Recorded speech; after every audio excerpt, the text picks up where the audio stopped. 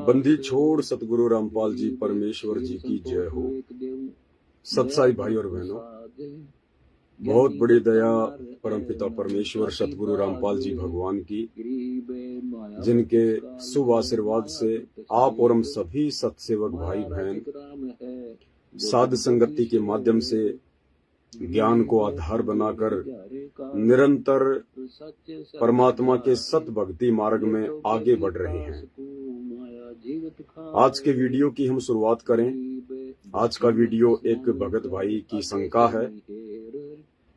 उन्होंने घर पर परमात्मा का बेड भी लगा लिया है, घर पर परमात्मा का दरबार लगा लिया है, साध संगति से जुड़कर ज्ञान को आधार बना लिया है, हर प्रकार की गलतियों से बचने का पूरा प्रयास कर रहे हैं, गुरुदेव भगवान के द्वारा बताई गई प्रत्येक मर्यादा को फॉलो कर रहे हैं। उसके बाद उनकी एक छोटी सी शंका है कि भगत जी, अभी तो मैं अनमैरिड हूँ, मेरी शादी नहीं हुई है और मैं भगवान का बेड लगाने की सोच रहा हूँ एक दूसरे रूम में, जो कि हमारे घर में ही है, यानी एक सेपरेट रूम, अलग से एक कमरा हम भगवान के बेड के लिए जो तैयार कर रहे हैं। और भगत जी, कल को यदि मेरी रमैनी हो गई, कल को यदि मेरी शादी हो गई, तो उसके बाद परमात्मा मेरे घर पर रहेंगे या नहीं रहेंगे?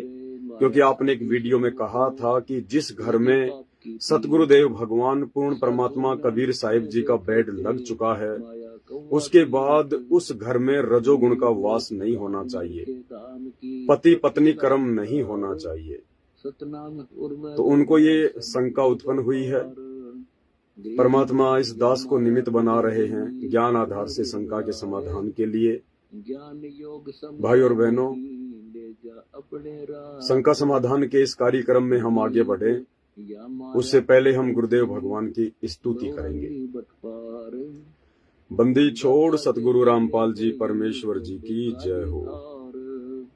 परम पिता परमात्मा, सारी सृष्टि के रचनहार, कुल मालिक, असंख्य ब्रह्मांडों के स्वामी, जगत गुरु, तीनों लोकों में प्रवेश करके सबका पालन पोषण करने वाले राजाधिराज, आत्माधार, नाथों के नाथ, देवों के देव महादेव, सर्वेश्वर महेश्वर, मृत्युंजय, अजरो अमर, आदि अनादि, सनातनी प्रभु, जगत पिता जगदीश्वर, श्री श्री 1008 की उपाधि के वास्तविक अधिकारी, अकाल मूरत, शब्द स्वरूपी राम, वासुदेव, सर्वगतम ब्रह्म, परम पूजे, प्रथम पूजे, परम संत, परम पुरुष, परम धनी, परम दयालु, सत्य कबीर, हक्का कबीर, अल्लाहु कबीर, अल्लाहु अकबर, बाखबर, अल्लाह ताला, जगत के तारणहार, जगत के मुक्तिदाता, जगत के जगन्नाथ, हारे के सहारे, हिंदुओं के राम, मुसलमानों के अल्लाह, सिखों के वाहिगुरु, ईसाइयों के मसीह, दया के सागर दयानिधि, करुणा के सागर करुणानिधि, स्वयंभू परिभू, संकट मोचन, कष्ट हरण, मंगल करण, दुख भंजन, अविगत कबीर, निर्विकार निर्विषम परमात्मा, अलय अलेख सतगुरु, आदि अनादि सतगुरु, असली मर्यादा पुरुषोत्तम, असली राम, असली कृष्ण, असली घनश्याम, असली मुरारी, राजाओं के राजा, महाराजाओं के महाराजा, शहंशाहों के शहंशाह, सम्राटों के सम्राट, भगवानों के भगवान, अल्लाहों के अल्लाह, प्रभुओं के प्रभु, मसीहाओं के मसीह, सच्चे वाहिगुरु, बाबाओं के बाबा, पीरों के पीर, सांवरसा सेठ, सेठों के सेठ, जगत सेठ, सर्वगुण संपन्न, अनंत कोटि कलाओं के स्वामी, अनंत कोटि ब्रह्मांडों के नायक, योगियों में महायोगी, ध्यानियों में महाध्यानी, सिद्धों में परम सिद्ध, ज्ञानियों में ब्रह्म ज्ञानी, तत्व ज्ञानी, महाज्ञानी, सर्वश्रेष्ठ ज्ञानी, युवा कबीर समरथ कबीर, असमवात अमित ओजा, सच्चे रहनुमा करीम अल्लाह, सुभान अल्लाह, दुनिया के अंतिम पैगंबर। 8 सितंबर 1951 से गांव धनाना, जिला सोनीपत, हरियाणा, भारतवर्ष की पावन भूमि पे प्रकट रियल कल की भगवान, ब्रह्मा विष्णु महेश के दादाजी कबीर परमेश्वर, संत शिरोमणि सतगुरु रामपाल जी परमेश्वर जी के चरण कमल में साध संगति से जुड़े हुए देश विदेश से हम सभी सत्सेवक भाई बहनों का पूज्य गुरुदेव भगवान के पावन चरण कमल में अनंत कोटि दंडवत प्रणाम। परमेश्वर हम सबको सद्बुद्धि दे, परमात्मा हम सबको मर्यादा में रखे, परमेश्वर हम सबके भाव अपने चरणों में रखे और इसी प्रकार साध संगति से जोड़कर निरंतर हमें भक्ति मार्ग पर आगे बढ़ाते रहे। सत्साई भाई और बहनों, भगत जी की शंका आप सभी भगत भाई बहनों ने सुनी है। भगत जी की शंका है कि अभी मैं अनमैरिड हूँ, अभी मेरी रमणी नहीं हुई है, साध संगति से जुड़ा हुआ हूँ, प्रत्येक नियम मर्यादाओं को फॉलो करता हूँ और घर में अलग से परमात्मा का एक रूम में बेड लगाने की सोच रहा हूँ। मुझे डर इस बात का है कि आपके एक वीडियो में हमने सुना था कि जिस घर में रजोगुण का वास होता है, जिस घर में पति पत्नी ये कर्म होता है, उस घर में हम बेड नहीं लगा सकते क्योंकि उस जगह पे परमात्मा पूर्ण रूप से स्थापित नहीं होते हैं। तो भगत जी को शंका है कि यदि कल को मेरी रमणी हो गई, मेरे संस्कारवश या माता पिता ने कर दी जैसे भी है, तो उसके बाद मेरे घर पर परमात्मा विराजमान रहेंगे या नहीं रहेंगे। सच्चाई भगत जी, सबसे पहली बात तो ये कि अच्छी आत्माओं की ये पहचान होती है कि अपने आत्म कल्याण के लिए वो हर प्रकार से छोटी बड़ी सावधानी रख कर चलती हैं।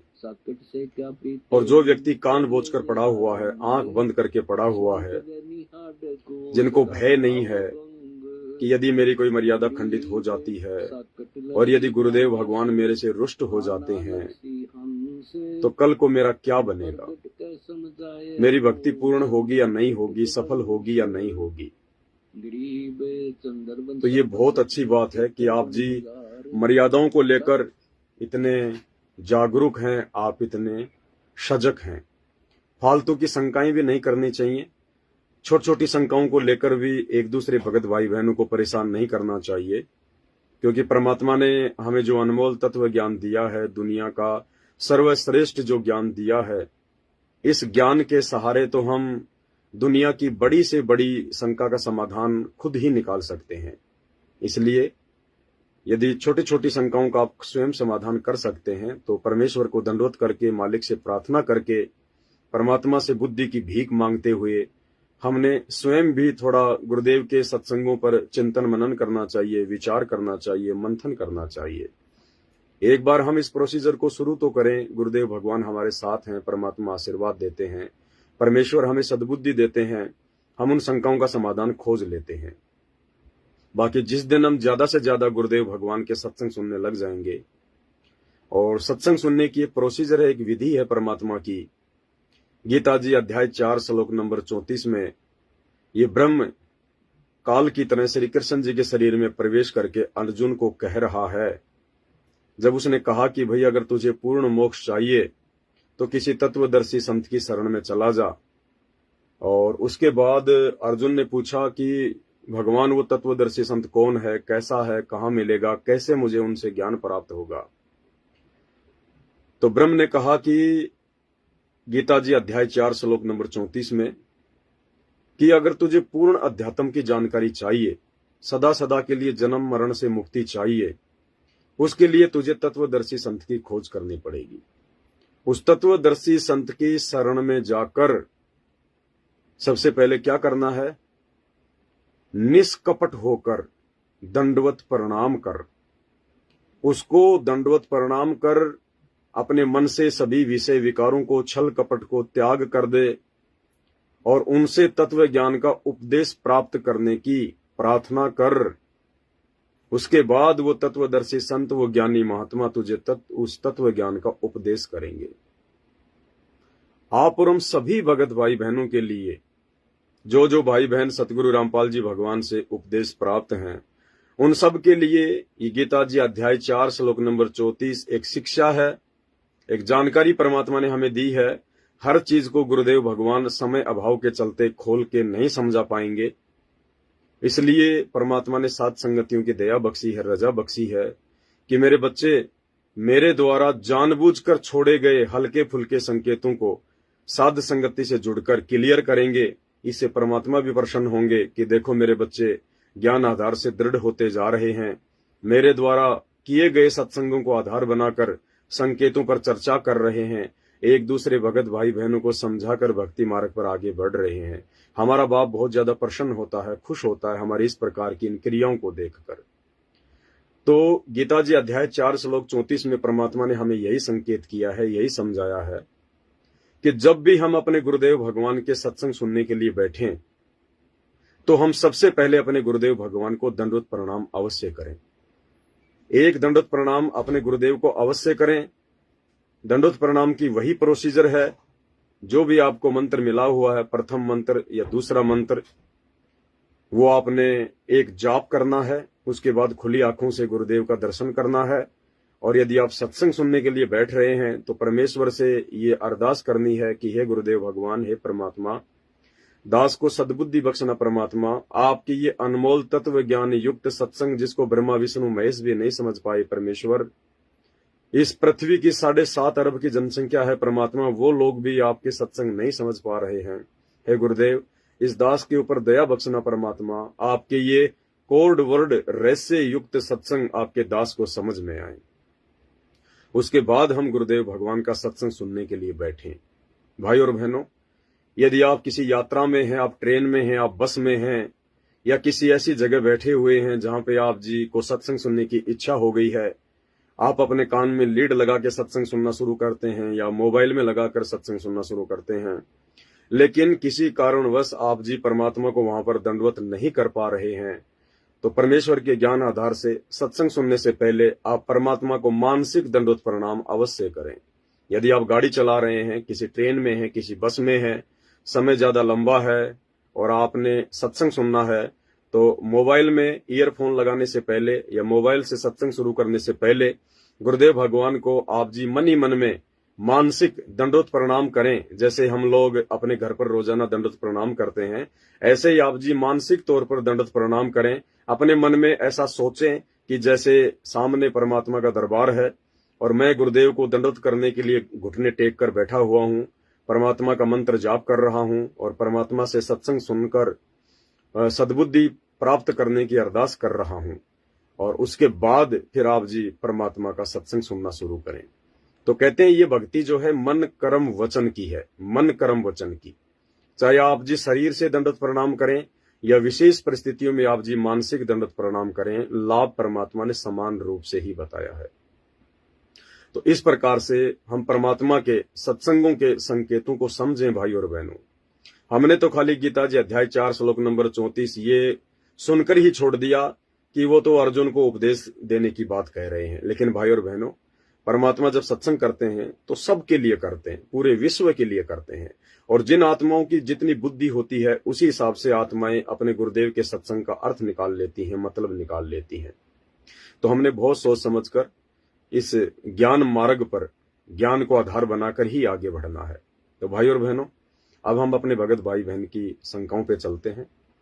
तो भगत जी ने जो शंका व्यक्त की है उस आधार से ज्ञान आधार यही कहता है कि यदि हमने परमात्मा की प्राप्ति करनी है, और परमात्मा की प्राप्ति क्या होती है, परमात्मा की प्राप्ति मात्र यही नहीं है कि आपको परमात्मा की जानकारी हो गई है, आपको गुरुदेव भगवान से नाम उपदेश प्राप्त हो गया है, आप गुरुदेव भगवान के सत्संग सुनने लग गए हैं, आपको पता चल गया है कि मेरे गुरु ही परमात्मा है, मेरे गुरुदेव ही भगवान हैं, सतगुरु रामपाल जी खुद ही कबीर परमात्मा हैं, अल्लाह हैं, ईश्वर हैं, और आप उनसे मिलते भी हैं, आप उनके साथ में भी रहे हैं, लेकिन इतने मात्र से परमात्मा की प्राप्ति नहीं हो जाती है।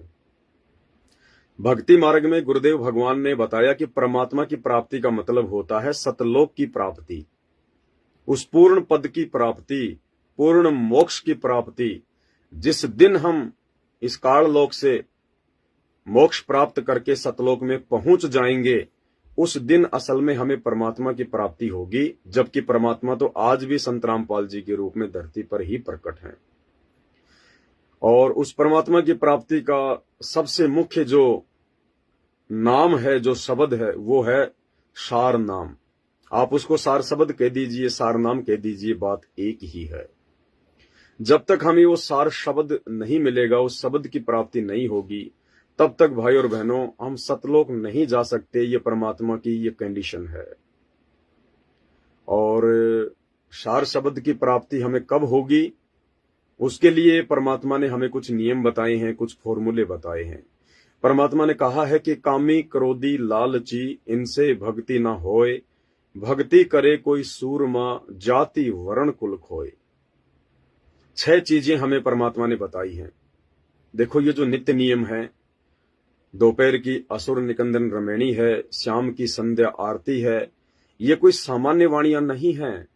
आदरणीय गरीबदास जी महाराज जी के सदग्रंथ साहिब से, जिसमें 24,000 वाणियां हैं, 3 दिन में जिसका पाठ संपूर्ण होता है, परमात्मा ने उस जंगल में से छांट छांट कर हमारे लिए कुछ एक वाणियां निकाली हैं जड़ी बूटी के रूप में।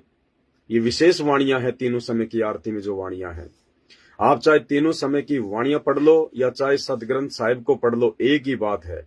जैसे परमात्मा कहते हैं कि रामायण के विषय में एक परमात्मा की वाणी है कि रावण मांगण गया चून ताते लंक भई बेरून।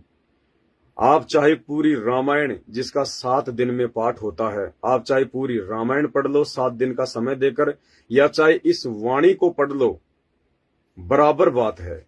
यदि आपको रामायण का ज्ञान है तो इस चौपाई को पढ़ते ही आपको संपूर्ण रामायण का लाभ मिल जाएगा। तो इसी प्रकार भाई और बहनों, पूर्ण सतगुरु, अधिकारी सतगुरु के मुख कमल से और उनके द्वारा लिख कर दिया गया जो नित्य नियम का जो पुस्तक है, जो गुटका है, उसमें 3 समय की जो आरतियां हैं, चाहे हम 3 समय की आरतियां ध्यान से कर लें, विधि विधान से कर लें, मर्यादाओं में रहकर कर लें, या चाहे 3 दिन का वो पाठ कर लें, वो पढ़ लें हम सदग्रंथ साहिब को, बराबर बात है। तो परमेश्वर ने इस वाणी में 6 नियम, जो मुख्य नियम है, जो मोटे मोटे नियम है, परमात्मा ने डाल दिए। क्या? कामी क्रोधी लालची, ये 3 बातें हो गई। इनसे भक्ति ना होए, और आगे 3 बात और कौन सी हैं? भक्ति करे कोई सूरमा जाति वर्ण कुल खोए। शुरू की जो 3 बातें हैं, कामी क्रोधी लालची, ये हमारे शरीर से संबंधित हैं। कामी यानी काम वासना, संभोग क्रिया, रजोगुण। जब तक भगत के अंदर काम वासना है, जब तक भगत रजोगुण के अंदर लिप्त है, जब तक भगत इस विषय विकार से दूर नहीं है, तब तक हम परमात्मा की प्राप्ति नहीं कर सकते। ये अलग बात है कि हम भक्ति कर रहे हैं, भक्ति पर लगे हुए हैं, लेकिन सतलोक की प्राप्ति, पूर्ण परमात्मा की प्राप्ति, पूर्णतया हमने इस रजोगुण से दूर होकर ही करनी होगी, अन्यथा हम परमात्मा की प्राप्ति नहीं कर सकते। क्योंकि ये काल के मुख्य षड्यंत्र हैं। ये 6 बातें जो इस वाणी में हैं, ये काल के मुख्य षड्यंत्र हैं। इन षड्यंत्रों को गुरुदेव के ज्ञान आधार से काटे बिना हम सतलोक की प्राप्ति नहीं कर सकते। हमें उस शब्द की प्राप्ति नहीं हो सकती, हमें सारनाम की प्राप्ति नहीं हो सकती, जब तक हम रजोगुण से दूर नहीं हो जाएंगे, जब तक हम विषय वासना से दूर नहीं हो जाएंगे, जब तक हम इस पति पत्नी वाले कुकर्म से दूर नहीं हो जाएंगे, तब तक हमें वो सार शब्द की प्राप्ति नहीं हो सकती। भले ही परमात्मा आपका मन रखने के लिए आपको सारनाम दे दे, सार शब्द दे दे, कोई भी मंत्र दे दे सारनाम के नाम पर, लेकिन असल में सतलोक की प्राप्ति तो परमात्मा की इन अमर वाणियों के अनुसार अपने आप को ढालने से ही होगी। क्योंकि भाई और बहनों, परमात्मा शुद्ध हृदय में निवास करता है, परमात्मा शुद्ध आत्मा में निवास करता है। परमेश्वर गंदी जगह पर निवास नहीं करता है। सोचने समझने की बात है, कॉमन सेंस की बात है। हम कुत्ते को सबसे ज्यादा गंदा समझते हैं। कुत्ता शब्द एक ऐसा शब्द है जो गुस्से के समय, जो क्रोध के समय या लड़ाई झगड़े के समय सामने वाले को संबोधित किया जाता है। कुत्ता यानी एक गाली है, किसी व्यक्ति को नीचा दिखाने के लिए कुत्ते शब्द का यूज किया जाता है। तो भाई और बहनों, वो जो कुत्ता है, हकीकत में रियल लाइफ में वो कुत्ता भी गंदी जगह पर बैठना पसंद नहीं करता है। यानी वो गंदे से गंदा जानवर भी गंदी जगह पर बैठना पसंद नहीं करता है। वो भी अपनी पूंछ से जगह को साफ करता है, उसके बाद वो बैठता है। तो भाई और बहनों, परमात्मा क्या चीज है? परमात्मा क्या वस्तु है? परमात्मा इस सृष्टि की सबसे सुंदर वस्तु है। परमात्मा इस सृष्टि की सबसे पाक और पवित्र चीज है। तो वो परमात्मा, वो अल्लाह, वो ईश्वर कैसे हमारे इस गंदे शरीर में बैठ जाएगा? कैसे हमारी इस मलिन आत्मा में बैठ जाएगा? नहीं बैठ सकता। बहुत सारी बातें भाई और बहनों, जब ज्ञान आधार से आगे बढ़ेंगे तब हमें पता चलेगा असल में सार नाम क्या है, असल में सार शब्द क्या है। असल में सार नाम आपका गुरु है। असल में सार शब्द आपका गुरु है। और सार शब्द की प्राप्ति क्या है? ये जो लोग आश्रमों में जा जाकर रोहतक में, धनाना में जो मूर्ख बन रहे हैं, इनको जो बुलाया जाता है 21-21 हजार रुपए के पाठ के लिए कि सार नाम लोग लेंगे, सार शब्द लोग लेंगे तो 21 हजार रुपए का पाठ करवाएंगे, चाहे वो नगद दें चाहे वो किस्तों में दें। ये सार नाम नहीं है, ये सार शब्द नहीं है, ये तो मीठी गोली है। असल में सार नाम आपका गुरु है। असली सार शब्द आपका गुरु है, क्योंकि आपके गुरु का आप और हमारी तरह शरीर नहीं है, हाड़ मांस का शरीर नहीं है। परमात्मा कहते हैं, हाड़ चाम लहू ना मेरे, कोई जाने सतनाम उपासी, तारण तरण अभय पददाता, मैं हूं कबीर अविनाशी। परमात्मा कहते हैं, जिन आत्माओं को जिस दिन ये बात समझ में आ गई कि आपका गुरु आपके जैसा दो कोड़ी का जीव नहीं है, इंसान नहीं है, मां के गर्भ से जन्म लेकर आया हुआ 21 ब्रह्मांड का सामान्य प्राणी नहीं है, वो तेज पुंज की देह है उनकी, नूरी अंग है उनके, उस दिन आप सार नाम के लायक बनेंगे, आप सार शब्द के लायक बनेंगे। और जिस दिन आपको इतना ज्ञान हो जाएगा, उस दिन आप अपनी जी जान लगा देंगे, तन मन धन से परमात्मा प्राप्ति के लिए आगे बढ़ेंगे। आप विषय विकारों से दूर हो जाएंगे, संभोग क्रिया से दूर हो जाएंगे।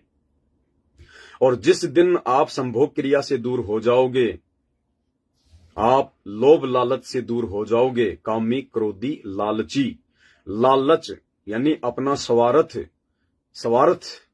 जो है वो काल के जीवों का जो है वो गुण है। तो जिस दिन हम अपने स्वार्थों से दूर हो जाएंगे, लोगों को ठगना जो है बंद कर देंगे, लोगों को धोखा देना बंद कर देंगे, चंद पैसों के लिए रिश्वत लेना, मिलावट करना, झूठ बोलना, ठगी करना बंद कर देंगे। और क्रोध, जिस दिन हम लोग छोटी छोटी बातों पे गुस्सा करना बंद कर देंगे, लड़ाई झगड़े करना बंद कर देंगे, हमारे अंदर भी जो है वो क्रोध उत्पन्न नहीं होगा। सामने वाला कोई हमें भगत है या जगत है, बुरा भला कह रहा है, गालियां दे रहा है या मारपीट भी कर रहा है या हमारे गुरुदेव के बारे में कुछ बोल रहा है, तो ज्ञान आधार से यदि हमारे अंदर उसके प्रति कोई द्वेष उत्पन्न नहीं हो रहा है, हमारे अंदर कोई बदले की भावना उत्पन्न नहीं हो रही है, जरा सा भी क्रोध या गुस्सा हमारे अंदर पैदा नहीं हो रहा है, उस दिन ये सतगुरु, उस दिन ये परमात्मा, ये अल्लाहू अकबर हमारे हृदय में बैठेगा। हमारे हृदय में बैठ जाएगा ये परमात्मा, हमारे मन मंदिर में बैठ जाएगा ये परमात्मा, हमारे शरीर में बैठ जाएगा सतगुरु। और कहते हैं, जिस दिन ये सतगुरु हमारे घट में बैठ गया, घटी ही में गंगा, घटी ही में जमुना, घटी ही में है सत जो है, घटी ही में गंगा, घटी ही में यमुना, घटी ही में है जगदीश, सतगुरु तारेंगे। तो जिस दिन सतगुरु रामपाल जी भगवान को आपने इन समस्त विषय विकारों से, कुकर्मों से, काम क्रोध लालच से दूर हटकर ज्ञान को आधार बनाकर अपना तन मन धन कर्म, मन कर्म वचन से सब कुछ इनके चरणों में न्योछावर करके आप इनके प्रति समर्पित हो जाओगे, उस दिन सतगुरु आपके घट में बैठ जाएंगे, आपके हृदय में समा जाएंगे परमात्मा। और उस दिन समझ लेना आपको असली सार नाम मिल गया, आपको असली सार शब्द मिल गया। उस दिन समझ लेना कि आपका पूर्ण मोक्ष हो चुका है, आपको जीवित ही मुक्ति प्राप्त हो चुकी है। परमात्मा कहते हैं कि यो गुरु ज्ञान विज्ञान वाणी, जीवित ही जग में मरो। और आदरणीय गरीबदास जी महाराज जी ने कहा है कि एक वाणी है उनकी कि जीवित मरने के ऊपर दास को ध्यान नहीं आ रही है, उस वाणी के अनुसार जिस दिन हम अपने गुरुदेव भगवान को अपने हृदय में बैठा लेंगे, उस दिन समझ लेना हमें सारनाम मिल गया, हमें सार शब्द की जो है वो प्राप्ति हो गई है। और फिर वो परमात्मा की अमर वाणी क्या कहती है, जो परमेश्वर हमें बार बार बताते हैं, नित्य नियम में बताते हैं, अन्य जगहों पर सत्संगों में परमात्मा हमें बताते हैं। क्या कहते हैं परमात्मा? वो वाणी परमेश्वर की, दास को ध्यान नहीं आ रही परमेश्वर की वाणी, परमात्मा दया करें।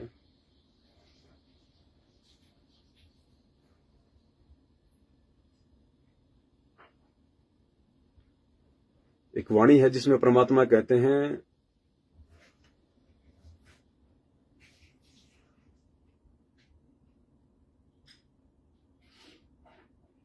हाँ, परमेश्वर कहते हैं, गुरु भगता मम आत्म सोई और वाके हृदय रहूं समोई। वो कबीर परमात्मा क्या कहते हैं कि गुरु भगता मम आत्म सोई, कि जो आत्मा अपने गुरुजी की भगत है, जो आत्मा अपने गुरुजी पर न्यौछावर हो चुकी है, समर्पित हो चुकी है, जिसने अपना सब कुछ अपने गुरुजी को समर्पित कर दिया है, गुरु भगता मम आत्म सोई। कबीर परमेश्वर क्या कह रहे हैं? हालांकि वो कबीर भगवान भी सतगुरु रामपाल जी स्वयं ही हैं, लेकिन आप और हम आत्माओं के भक्ति पर भाव बनाने के लिए अपने आप को वो थोड़ा सा साइड में रखते हुए हम समझा रहे हैं कि वो कबीर भगवान क्या कह रहा है, कब हम उस कबीर भगवान को प्राप्त करेंगे, कैसे हम उस कबीर भगवान के दिल में जगह बनाएंगे, कैसे हमारा मोक्ष होगा। तो उस कबीर भगवान ने क्या बताया? गुरु भगता यानी गुरु जी का भगत मम आत्म सोई, मेरी असली आत्मा है। कबीर भगवान कह रहे हैं कि जब आपको कोई सतगुरु, पूर्ण सतगुरु, तत्वदर्शी संत धरती पर आकर ज्ञान दे, तत्व ज्ञान दे और आपकी समझ में आ जाए, और यदि जिस दिन तुम उस गुरु के पक्के भगत बन जाओगे और जिस दिन वो गुरु देख लेगा कि ये मेरे ऊपर समर्पित हैं, तन मन धन से, समस्त विषय विकारों से दूर हो चुके हैं, उस दिन वो गुरु आपके हृदय में बैठ जाएगा।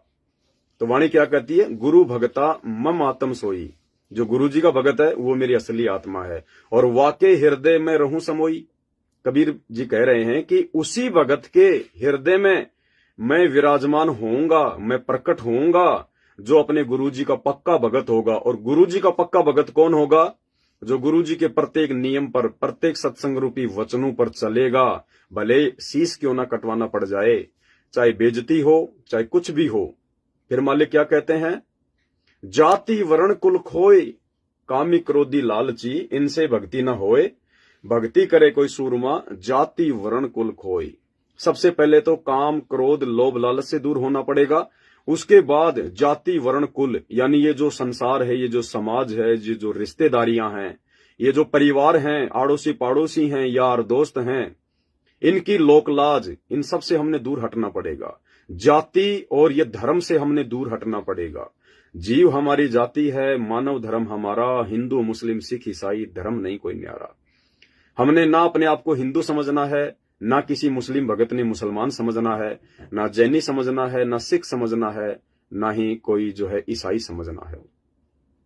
हमने अपनी औकात के अनुसार अपने आप को एक जीव समझना है कि हम केवल जीव हैं और जीव की कोई औकात नहीं है। कब एक्सीडेंट हो जाए, कब पैर टूट जाए, कब हाथ टूट जाए, कब आंख फूट जाए, कब वो बीमार हो जाए, कब कोई प्राकृतिक आपदा में मर जाए, कब भूकंप आ जाए, मकान के नीचे दब जाए, कब चलता चलता गिर जाए, कब ऊपर से पंखा गिर जाए, कब कोई पीछे से उसके ऊपर वार कर दे, कब कोई उसको जानवर काट ले। जीव की कोई औकात नहीं है। पानी का बुलबुला है, पानी का बुलबुला, मिट्टी का घड़ा है, मिट्टी का घड़ा।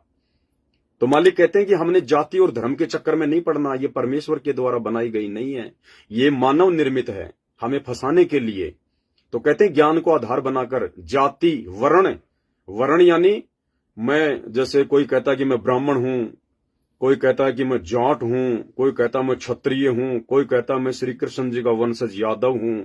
तो कहते हैं हमने इस वर्ण व्यवस्था के चक्कर में नहीं पड़ना बिल्कुल भी, कि श्री कृष्ण जी तो हमारे गोत्र में आए थे, परशुराम जी तो ब्राह्मण थे, फलाना महापुरुष तो जो है वो इस जाति से था, इस वर्ण में था। कहते हैं हमने इस जाति वर्ण के चक्कर में नहीं पड़ना। जात वर्ण कुल, कुल क्या होता है? अपना परिवार, समाज, रिश्तेदारियां। मैं इस भक्ति पर लग गया, मैंने सारे नियम मर्यादा निभाने फॉलो कर दिए हैं, मैंने ब्याह शादी में जाना छोड़ दिया, बच्चों का अपना जन्मदिन मनाना छोड़ दिया हैं, लेना देना छोड़ दिया, फालतू के लोगों के पास उठना बैठना मैंने बंद कर दिया, फालतू का खाना पीना मैंने बंद कर दिया। तो वो कुल परिवार के लोग वो हमारे को दबाएंगे, हमारे को ताने मारेंगे, व्यंग कसेंगे, तरह तरह की बातें करेंगे, हमारे को डगमग करने का प्रयास करेंगे, हमारे को भक्ति से नीचे गिराने का प्रयास करेंगे काल प्रेरणा से, क्योंकि ये काल करवाएगा फिर। तो भाई और बहनों, एक छोटी सी वाणी परमात्मा की जिसको हम रोज पढ़ते हैं, लेकिन इस वाणी को यदि खोलने बैठ जाएं तो इसमें इतना गहरा सार है कि कामी क्रोधी लालची इनसे भक्ति न होए, और भक्ति करे कोई सूरमा जाति वर्ण कुल खोए। उस आत्मा को परमात्मा ने फिर सूरमा बताया। सूरमा परमात्मा कहते हैं लख भर सूरा जूझ ही लख भर सावंत दे, और लख भर यति जहान में तब सतगुरु शरण आ ले। ऐसी आत्माओं को तो सतगुरु मात्र अपनी शरण में लेता है। लख भर सूरा जूझ ही, लाखों बार हमने सूरवीरों के जन्म प्राप्त किए हैं। हनुमान जी को परमात्मा ने सूरवीर बताया है। आप और हम भाई बहन जो आज सतगुरु रामपाल जी भगवान की शरण में हैं, तो हम ऐसे ही उनके शरण में नहीं आ गए। हमने इससे पहले क्या क्या बनना पड़ा है, कैसी कैसी कुर्बानियां हमने देनी पड़ी हैं, तब कहीं जाके सतगुरु की शरण प्राप्त होती है। भक्ति तो आगे की बात है, मोक्ष तो आगे की बात है। ये शुरुआती कंडीशन है कि सतगुरु की शरण किन आत्माओं को प्राप्त होती है। लाखों बार जिसने हनुमान जी जैसे जन्म जो है वो प्राप्त कर लिए हों, हनुमान जी जैसा सूरवीर रहा हो। लख भर सूरा जूझ ही लख भर सावंत दे। सावंत दे व्यक्ति परमात्मा ने बताया जिसके दोनों हाथ या एक हाथ उसके घुटने से नीचे तक हो, वो सावंत दे होता है। वो विशेष पुण्यकर्मी आत्मा होती है। उन आत्माओं के साथ परमात्मा जो है वो पल पल रहता है। तो लाखों जन्म हमने इस प्रकार की आत्माओं के भी भोग लिए हैं। लख भर सूरा जूझ ही लख भर सावंत दे, लख भर यति जहान में। यति परमात्मा ने लक्ष्मण जी को बताया, जिन्होंने अपनी पत्नी के अलावा कभी सीता जी की तरफ भी आंख उठा के नहीं देखा। उसको कहते हैं यति पुरुष। तो लख भर सूरा जूझ ही लख भर सावंत दे, लख भर यति जहान में तब सतगुरु शरणा ले। और परमात्मा ने और क्या बताया, गोरख से ज्ञानी घनी और सुखदेव यति जहान, और सीता सी भऊ भारिया पर संत दूर अस्तान। इतनी मुश्किलों के बाद, इतने युग युगांतरों के बाद, इतने बलिदान और कुर्बानियों के बाद हमें इस पूर्ण परमात्मा, पूर्ण सतगुरु, तत्वदर्शी संत, बाखबर, अल्लाहु अकबर सतगुरु रामपाल जी भगवान की आज शरण प्राप्त हुई है कलयुग की पिछली पीढ़ी में। अब कौन मूर्ख होगा जो इस अनमोल समय को बर्बाद कर देगा रजोगुण के चक्कर में पड़कर, विषय वासनाओं के चक्कर में पड़कर, जो स्थायी भी नहीं है, थोड़े समय की है। 50 साल की उम्र के बाद तो वैसे भी छूट जाती हैं, शरीर निढाल हो जाता है, बच्चे बड़े हो जाते हैं, उसके बाद तो वैसे भी छूटेगी। तो क्यों ना हम इसको पहले से ही ज्ञान आधार से छोड़ दें। गुरुदेव से रो रो के प्रार्थना कर करके हम इस विषय विकार को त्यागें। अरे मजबूरी में तो सब छोड़ेंगे, मजबूरी में तो सबको छोड़ना पड़ेगा। ज्ञान आधारी आत्मा वो होती है जो ज्ञान को आधार बना के समय रहते समझ जाए। कहते हैं मुसीबत में तो हर कोई गधे को बाप बना लेता है, लेकिन समझदार व्यक्ति वो होता है जो मुसीबत आने से पहले समझ जाए। तो भाई और बहनों, हमने इन सभी प्रकार के विषय विकारों से दूर होकर ही इस भक्ति मार्ग में आगे बढ़ना है, और उसी समय ये गुरुदेव भगवान हमारे हृदय में समाएगा, हमारे मन मंदिर में समाएगा। और उसके बाद यदि हमने जरा भी गलती कर दी, वो गंदगी यदि हमने वापस अपने मन मंदिर में फेंक दी, अपने मन को, अपनी आत्मा को दूषित कर दिया, मैला कर दिया, विषय वासना के चक्कर में पड़ के, काम क्रोध के चक्कर में पड़ के, लोक लाज में पड़कर, तो ये परमात्मा का ऑटोमेटिक सिस्टम है, ये तुरंत वहां से दूर हट जाएगा। ऑटोमेटिक सिस्टम है, जैसे बैटरी और इन्वर्टर का होता है। लाइट गई, ऑटोमेटिक इन्वर्टर अपना काम करना शुरू करेगा, ऑटोमेटिक। उसकी यही खासियत होती है, आपको ऑन करने की जरूरत नहीं है, उसका ऑटोमेटिक सिस्टम है। लाइट आ रही है, इन्वर्टर ऑटोमेटिक चार्ज होने लग जाएगा, जैसे लाइट गई ऑटोमेटिक इन्वर्टर आपके सारे काम करेगा। तो इसी प्रकार ये परमात्मा का इस भक्ति मार्ग पर ऑटोमेटिक नियम है। जरा भी गलती करेंगे, कोई भी मर्यादा तोड़ेंगे, तुरंत परमात्मा दूर हो जाएगा। तो भाई और बहनों, अब हम उस भाई की शंका को लेते हैं। ये थोड़ी सी बातें आपको बताना उससे पहले बहुत ही ज्यादा आवश्यक थी, वरना हम लोग समझ नहीं पाते इन चीजों को कि सतगुरु कितनी अनमोल चीज है। सतगुरु कितनी अनमोल चीज है। तो मालिक दया करें, थोड़ा सा मालिक का ये प्रसाद आ गया, जूस राम दास पी लेता है, फिर मालिक की हम चर्चा करेंगे। तब तक आप जी परमात्मा की पाठ प्रकाश की थोड़ी सी वाणियां सुनिएगा। बंसा फूक ही दोनों जल बल छार, गरीब साकड़ से ती साख क्या, रावण कंसा बोझ, हिरणा कुश और बाली से मारे परकट गोंज। गरीब लगो दीर्घ सब एक हैं, जिनकी साकट जात, दीपक कैसा चांदना लाल लगे जब हाथ। गरीब चतुराई चूल्हे पड़ो, चारों वेद बिटम्बे, साकट सगाना बैठियो, आको लगे न अम्ब। गरीब साकट चारों वेद हैं, साकट द्वादश पंथ, साकट पंडित पीर हैं, यही यम के दंत।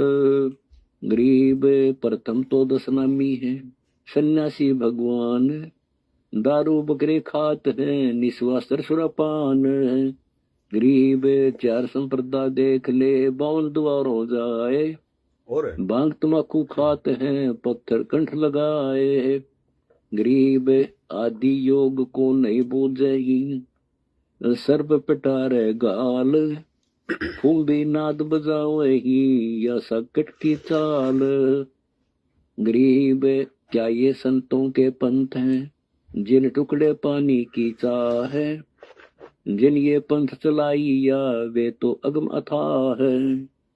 गरीब गुरु गलतियों होते हैं, नानक जे पंथ, फिट जननी तिस संत की, जो साकट शिष करंत।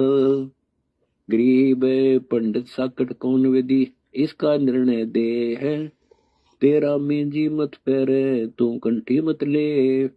गरीब पंडित साकट कौन विधि, इसका निर्णय दे है, सुतक संचा खाते हैं, जिनके मुंडा खे है। गरीब पंडित साकट कौन विधि, इसका को बयान, चौके कुत्ता जा बैठा, सो तो हुआ अपान। गरीब पंडित साकट कौन विधि, इसका को बयान, कुबद्दी कुटिल है कुकरी, सुतक पतक खान।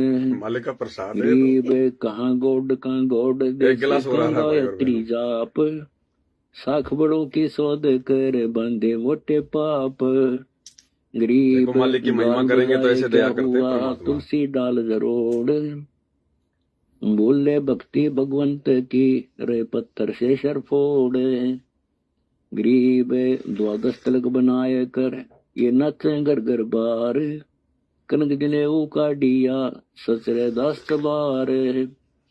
गरीब तुलसी तोड़े खून है, पत्थर गांठ न बांध, साकट को सूझे नहीं, यम को रखा फांद। गरीब निंदा नहीं निराट है, सतगुरु साहिदार, वचन हमारा मानियो, चारों वेद विचार। गरीब मुसलमान को अबख्श सूर है, और हिंदू को गाय, सतगुरु साहिदार है, पापी जमपुर जाए। गरीब जीव जो करता है, आम का जूस है, जाए, सतगुरु साहिदार आम का जूस है। कभी परमात्मा को केले राम का भोग लगता है जूस का, कभी आम का लगता है, कभी अनार का लगता है, कभी मौसमी का लगता है। बसोड़ी भूत, उसके बाद हम नीचों को मिल जाता है थोड़ा बहुत। गरीब पंडित पाडा कीजिए, और बनखंड का रोज, सतगुरु साहिदार है, भूला निर्गुण खोज। गरीब पंडित की जय बोकड़ा, निस्वासर अरडाए, जन्म पूर्व लायो लख्या, विद्या छाणी। तो भाई और बहनों, अब हम उस शंका पर चलते हैं जो हमारे भगत भाई ने जाहिर की थी। शंका दास आपको उनकी एक बार सुना देता है दोबारा से। सतसाहिब भगत जी आपने लाइव वीडियो में बताया कि जिन जिन भगत भाई बहनों ने परमात्मा के लिए बेड लगा लिया है, वह भगत भाई बहन विषय वासना पति पत्नी कर्म से दूर है।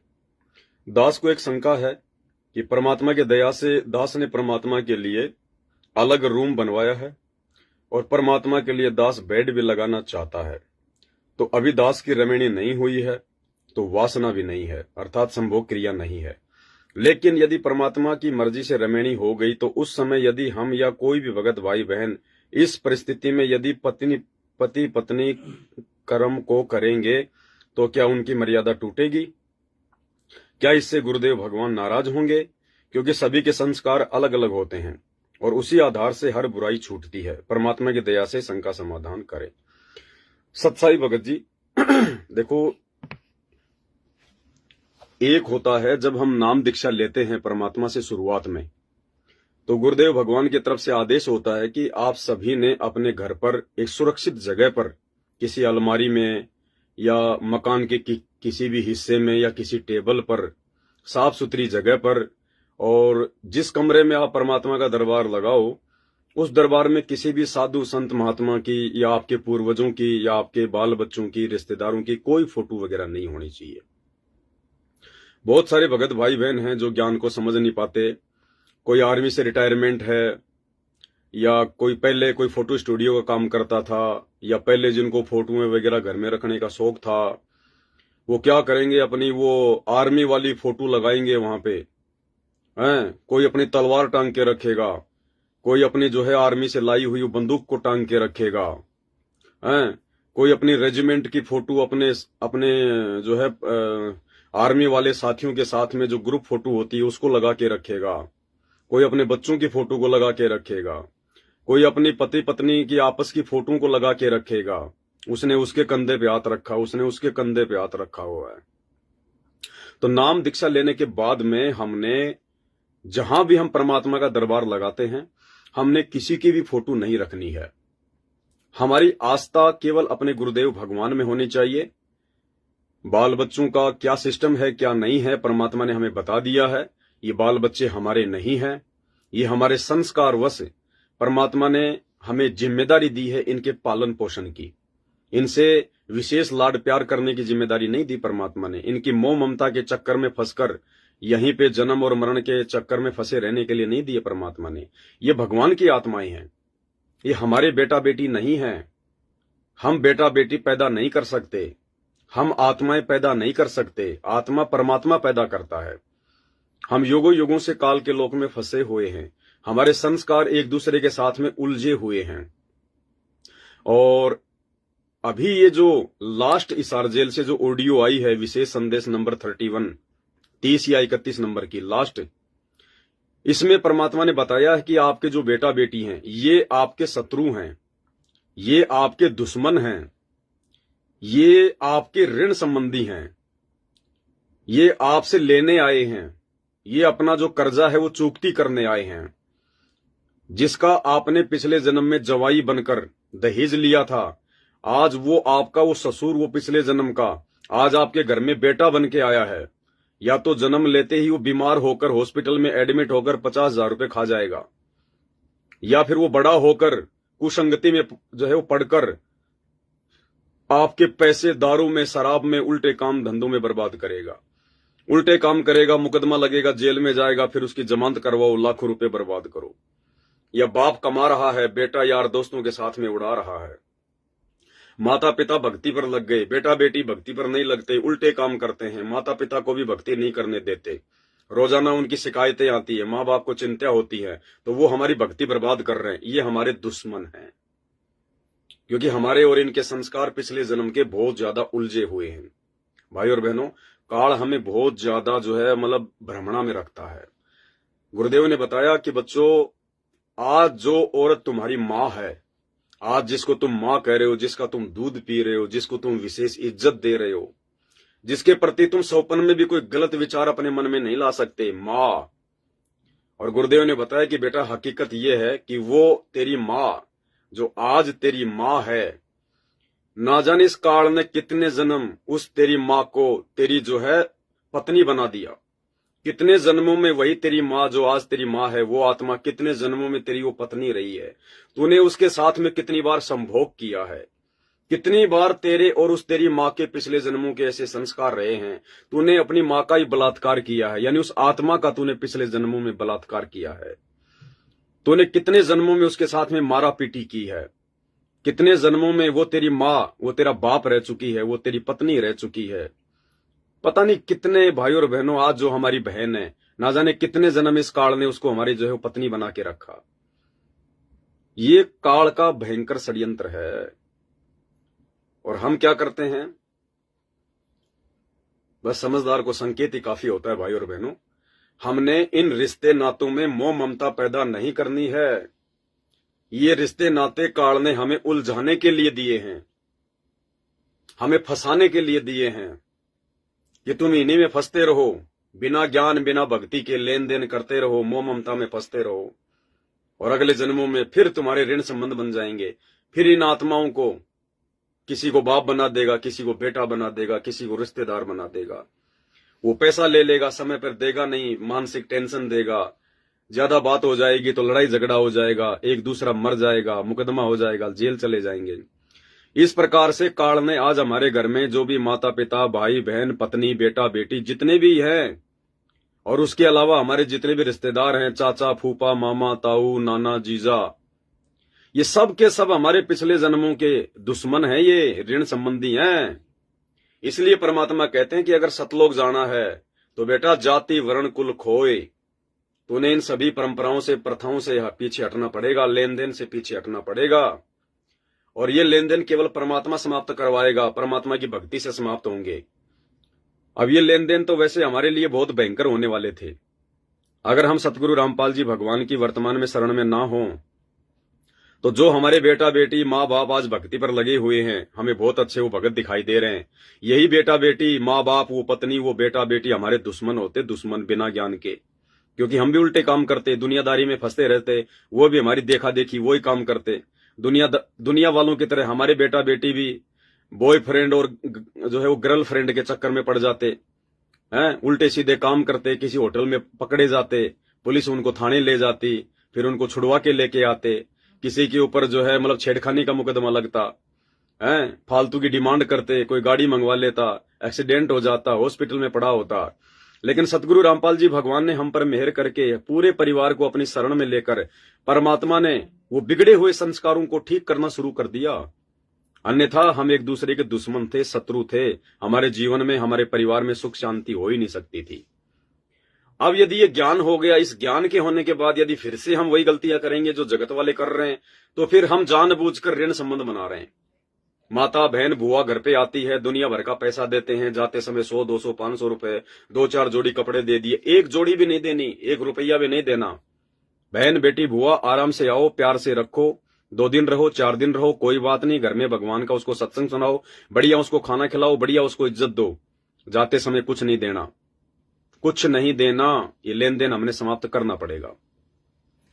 तो भाई और बहनों, इस प्रकार से ये हमारे ये शत्रु हैं, ये मीठे शत्रु हैं। ये जो आज हमें अपने बेटा बेटी लग रहे हैं, ये हमारे मीठे शत्रु हैं। घर में कोई बेटा पैदा हुआ, कोई पोती पैदा हुई, कोई पोता पैदा हुआ, बहुत बहुत सुंदर है, गोल मटोल है, उसका गोरा जो है उसका रंग है, उस बच्चे को सब खिलाएंगे, रिश्तेदारी में जाएंगे तो सब उसको प्यार करेंगे, कितना सुंदर बच्चा, कितना सुंदर बच्चा है। माता पिता दादा दादी 24 घंटे उसको चूमेंगे, उसको देखे बिना रह नहीं सकते। और भाई और बहनों, वो बच्चा, परमात्मा ने बताया कि ऐसा ही एक बच्चा था।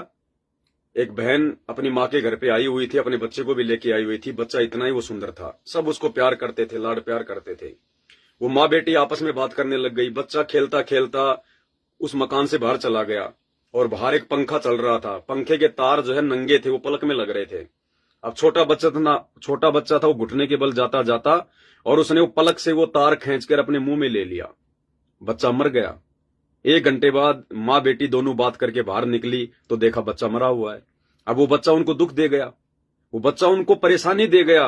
उस बच्चे के दुख में क्या पता उस माँ को सदमा आ जाए, उस दादी को सदमा आ जाए, उसकी माँ पागल हो जाए, बेहोश हो जाए कि मेरा एक ही बच्चा था, वो मर गया। तो दे गया दुख, दे गया परेशानी। वो बच्चा अपना बदला पूरा कर गया। वो आपको दुख दे गया, परेशानी दे गया, आपको हॉस्पिटल में एडमिट करवा गया मरते मरते, क्योंकि आपने भी पिछले जन्म में उसके साथ में इसी प्रकार की कुछ घटनाएं की हुई है। तो भाई और बहनों, यहां कोई सुंदर नहीं है, कोई अच्छा नहीं है, कोई गोल मटोल नहीं है। अगर आज इस गोल मटोल के चक्कर में, सुंदरता के चक्कर में बाहर नहीं निकले, विशेष मोह ममता से बाहर नहीं निकले, तो अगले जन्म में ये काल हमें ऋण संबंधों में बांध के गोल मटोल बना देगा। गोल मटोल बिना पैंदे की लोटे की तरह घूमते रहेंगे, डोलते रहेंगे, फिर यहीं 84 में चक्कर काटते हुए। तो इस प्रकार से हमने इन रिश्ते नातों को भी जो है डाउन करना है। और घर पे जहां परमात्मा का हम दरबार लगाएंगे, वहां पे हमने अपने बेटा बेटियों की, हमारे पोता पोतियों की, या अपने बच्चों की बचपन की फोटोएं, ये भी काल का बहुत बड़ा एक षड्यंत्र है। जिन जिन भाई बहनों के मोबाइल में अपने बेटा बेटियों की, उनकी बचपन की फोटोएं हैं, जिनको कभी कभार वो देख लेते हैं कि देखो तू पहले तू कितना सुंदर था, तू कितना छोटा था, मैं तेरे को नहला रहा था, देख तू हंस रहा था। भाई और बहनों, ये काल का षड्यंत्र है। ये काल हमारे को चार्ज करता है। गुरुजी हमें मोह ममता से दूर करना चाहते हैं ज्ञान देकर। काल हमें वो मोबाइल में, वो एल्बम में वो फोटोएं दिखा दिखा के, किसी भगत भाई बहन की शादी की फोटो, अरे लाओ आज तो वो एल्बम देखेंगे तुम्हारी शादी का। अरे देखो ये मामा जी, अब तो मर गए मामा जी, देखो पहले ये मामा जी कितने हट्टे कट्टे थे। अरे ये देखो बुआ की लड़की, हाँ आजकल तो अमेरिका रह रही है। और ये देख रहे, अरे लोकेंद्र देख तू पहले छोटा सा था। अरे अंशिका, अरे देख तू पहले तू कैसे रोया करती थी, तेरे को ये पुचकार रहा है। भाई और बहनों, ये सारा का सारा काल का षड्यंत्र है। अंशिका बहन जी, अब सारी मोबाइल में जो तेरी फोटोएं हैं मैं डिलीट करूंगा लाइव आने के बाद में। दीपक भगत जी की भी फोटो है, वो भी मैं डिलीट करूंगा सबकी। तो ये भी काल का भयंकर षड्यंत्र है भाई और बहनों, बहुत भयंकर षड्यंत्र है ये। परमात्मा हमें इन चीजों को भुलाना चाहते हैं, और ये काल हमें उन चीजों के माध्यम से रिचार्ज करता है, वापस मोह ममता हमारे अंदर भरेगा। तो ये भी काल का भयंकर षड्यंत्र है। इसलिए जिस भी सत्सेवक भाई बहनों के घरों में उनके शादी विवाह का कोई एल्बम है, कोई डीवीडी है, कोई सीडी है, कोई कैसेट है, उनके ब्याह की, उनकी शादी की, भाई और बहनों आग लगा दो उन फोटोओं को, उस एल्बम को आग लगा दो। यदि आपको परमात्मा प्राप्ति करनी है तो, सतलोक की प्राप्ति करनी है तो उन बच्चों की फोटोओं को अपने मोबाइल से, अपने घर से फाड़ फाड़ के फेंक दो, आग लगा दो उनको। नहीं तो ये काल ठगेगा। जब तक वो चीज घर में रहेगी, कभी न कभी मोह ममता पैदा करेगा। ये भयंकर जाल है भाई और बहनों, ये अंतिम समय में हमारे को फंसाएगा। गुरुदेव ने बताया, एक समय नानक जी से किसी ने नाम दीक्षा ले ली थी और भक्ति करने लग गया, और उस व्यक्ति का लास्ट का समय आ गया। उसका। तो हुआ क्या कि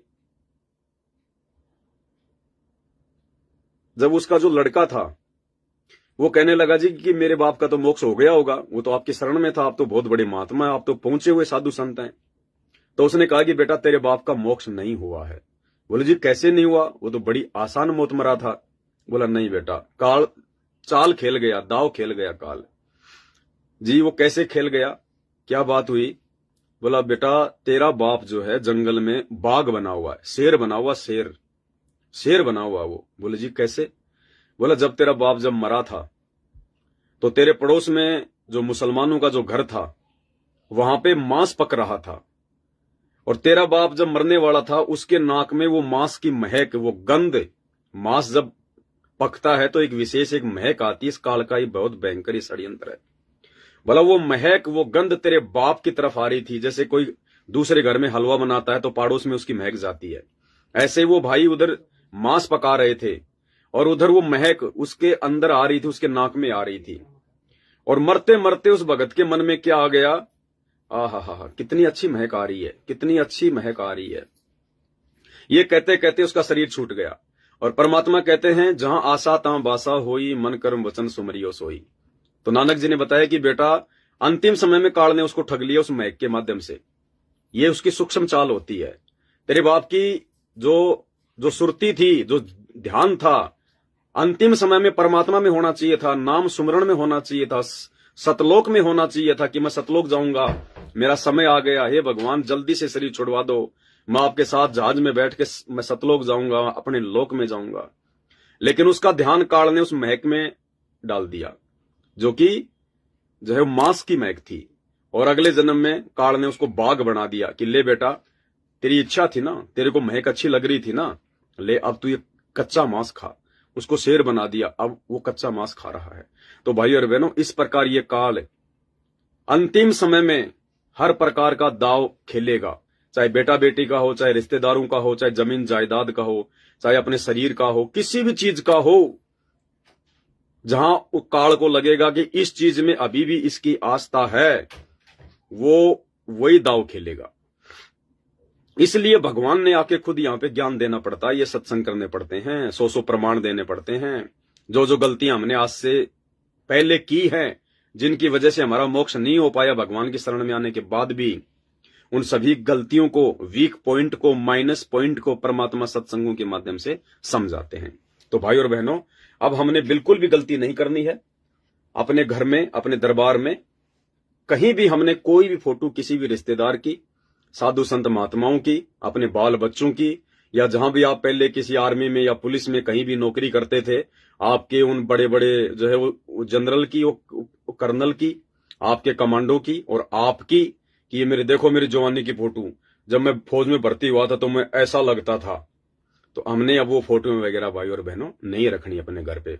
उनको फाड़ के फेंक दो। किसको दिखाओगे आप? अरे किसको दिखाओगे? लोगों को दिखा दोगे तो कौन सा आपको मेडल देगी दुनिया कि वाह जी वाह, जब तू फौज में लगा तो ऐसा था। अब उन फोटोओं को फाड़ के फेंक दो, उनको कोई काम की नहीं हो। तो इस प्रकार से हमने इस काल के षड्यंत्र को गुरुदेव के ज्ञान आधार से समझना है और परमात्मा से आशीर्वाद ले लेकर, मालिक से प्रार्थना करते हुए हमने इस काल के षड्यंत्र से बचा कर चलना है आगे, परमात्मा के ज्ञान को आधार बना के। तो मालिक की दया से अब भाई की हम शंकाओं का समाधान करते हैं। गुरु भगत जी, सपोज कीजिए, आप सपोज कीजिए हम आश्रम में जाते हैं, गुरुदेव भगवान के सत्संग सुनने के लिए जाते हैं। अगर गुरुजी आश्रम में नहीं है तो हमने आश्रम में नहीं जाना, चाहे कितना बड़ा आश्रम हो, कितनी बड़ी सुविधा हो, चाहे पूरी दुनिया जाती हो, वो जाए तो जाए, भेड़े कुएं में पड़े तो पड़े, हमने नहीं पड़ना। यदि आपका गुरु आश्रम में है तो भगत ने आश्रम में जाना है। अरे हॉस्पिटल में डॉक्टर नहीं है तो मरीज क्या करेगा? हॉस्पिटल जाके धक्के खाएगा। स्कूल में टीचर नहीं है तो बच्चा क्या करेगा? स्कूल में जाके धक्के खाएगा। हमने नहीं जाना वहां पर। तो आश्रम में गुरुजी नहीं है तो हमने उस आश्रम में नहीं जाना है। यदि आश्रम में गुरुदेव भगवान बैठे हैं और यदि आपको आश्रम में जाने का मौका मिले, आपको सहपरिवार आश्रम में जाने का मौका मिले, आप जाओगे। और यदि आपको वहां पे परमात्मा यह कह दे कि बेटा आप यहां सेवा करो 1 महीने, 2 महीने, 6 महीने, साथ में आपकी पत्नी भी है, आपकी वाइफ भी साथ में है, और आपको उस आश्रम में एक मकान दे दिया जाता है कि ये बच्चे यहां पे 2 महीने सेवा करेंगे, 6 महीने सेवा करेंगे, और इनको अलग से एक रूम दे दिया जाए क्योंकि ये पति पत्नी है, इनके बच्चे भी हैं। आपको अलग से एक रूम दे दिया गया, खाने पकाने का सामान दे दिया गया, या सुबह शाम आप जी अपने भंडारे में खाना खाओ। आप 2 महीने उस आश्रम में रहेंगे, सेवा करेंगे, भक्ति भी करेंगे, आरती भी करेंगे, भगत भाई बहनों से भी आप मिलेंगे, और उस आश्रम में आपके गुरुदेव भगवान भी मौजूद हैं।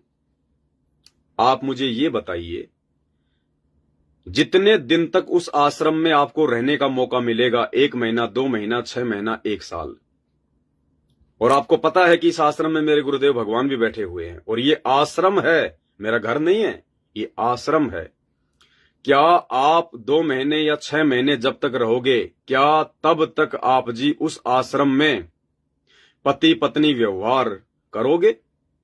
क्या आप जी संभोग क्रिया करोगे? क्या आप अपनी पत्नी के साथ में शारीरिक संबंध उस आश्रम में मनाओगे? आप खुद सोचिए, खुद विचार कीजिए। आपके सवाल का जवाब आपके पास में। करोगे आप?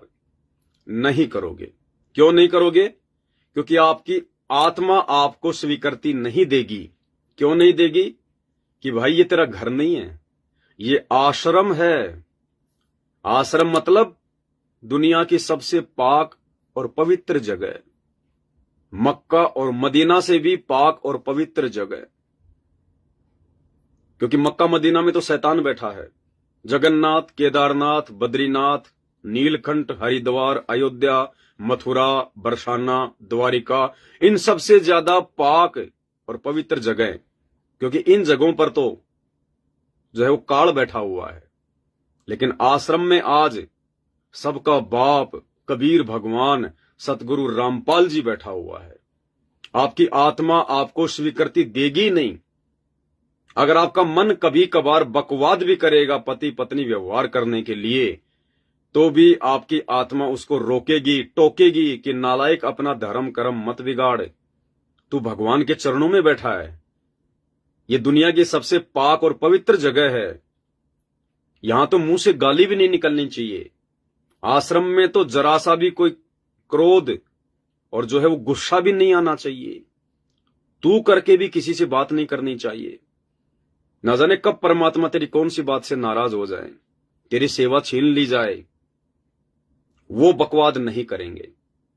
और यदि काल किसी एक में कुप्रेरणा करके यदि बकवाद करने के लिए दबाव भी डालेगा, पत्नी के माध्यम से या जो है वो पति के माध्यम से, अगर पति बकवाद करने की सोचेगा तो पत्नी उसको रोकेगी कि नहीं, आप चाहे नाराज हो चाहे आप जी राजी रहो, ये आश्रम है, भगवान का दरबार है, परमात्मा अंतर्यामी है, वो पल पल देख रहे हैं। हमने केवल सेवा का मौका दिया, भगवान ने ये कुकर्म करने के लिए नहीं रखा। और अगर पत्नी के माध्यम से काल बकवाद करना चाहेगा तो इसी प्रकार से उसको उसका पति समझाएगा। आप आश्रम में संभोग क्रिया नहीं कर सकते, क्योंकि आपको विश्वास है कि ये आश्रम ही है जहां मैं बैठा हूं और मेरे गुरुजी हैं यहां पर।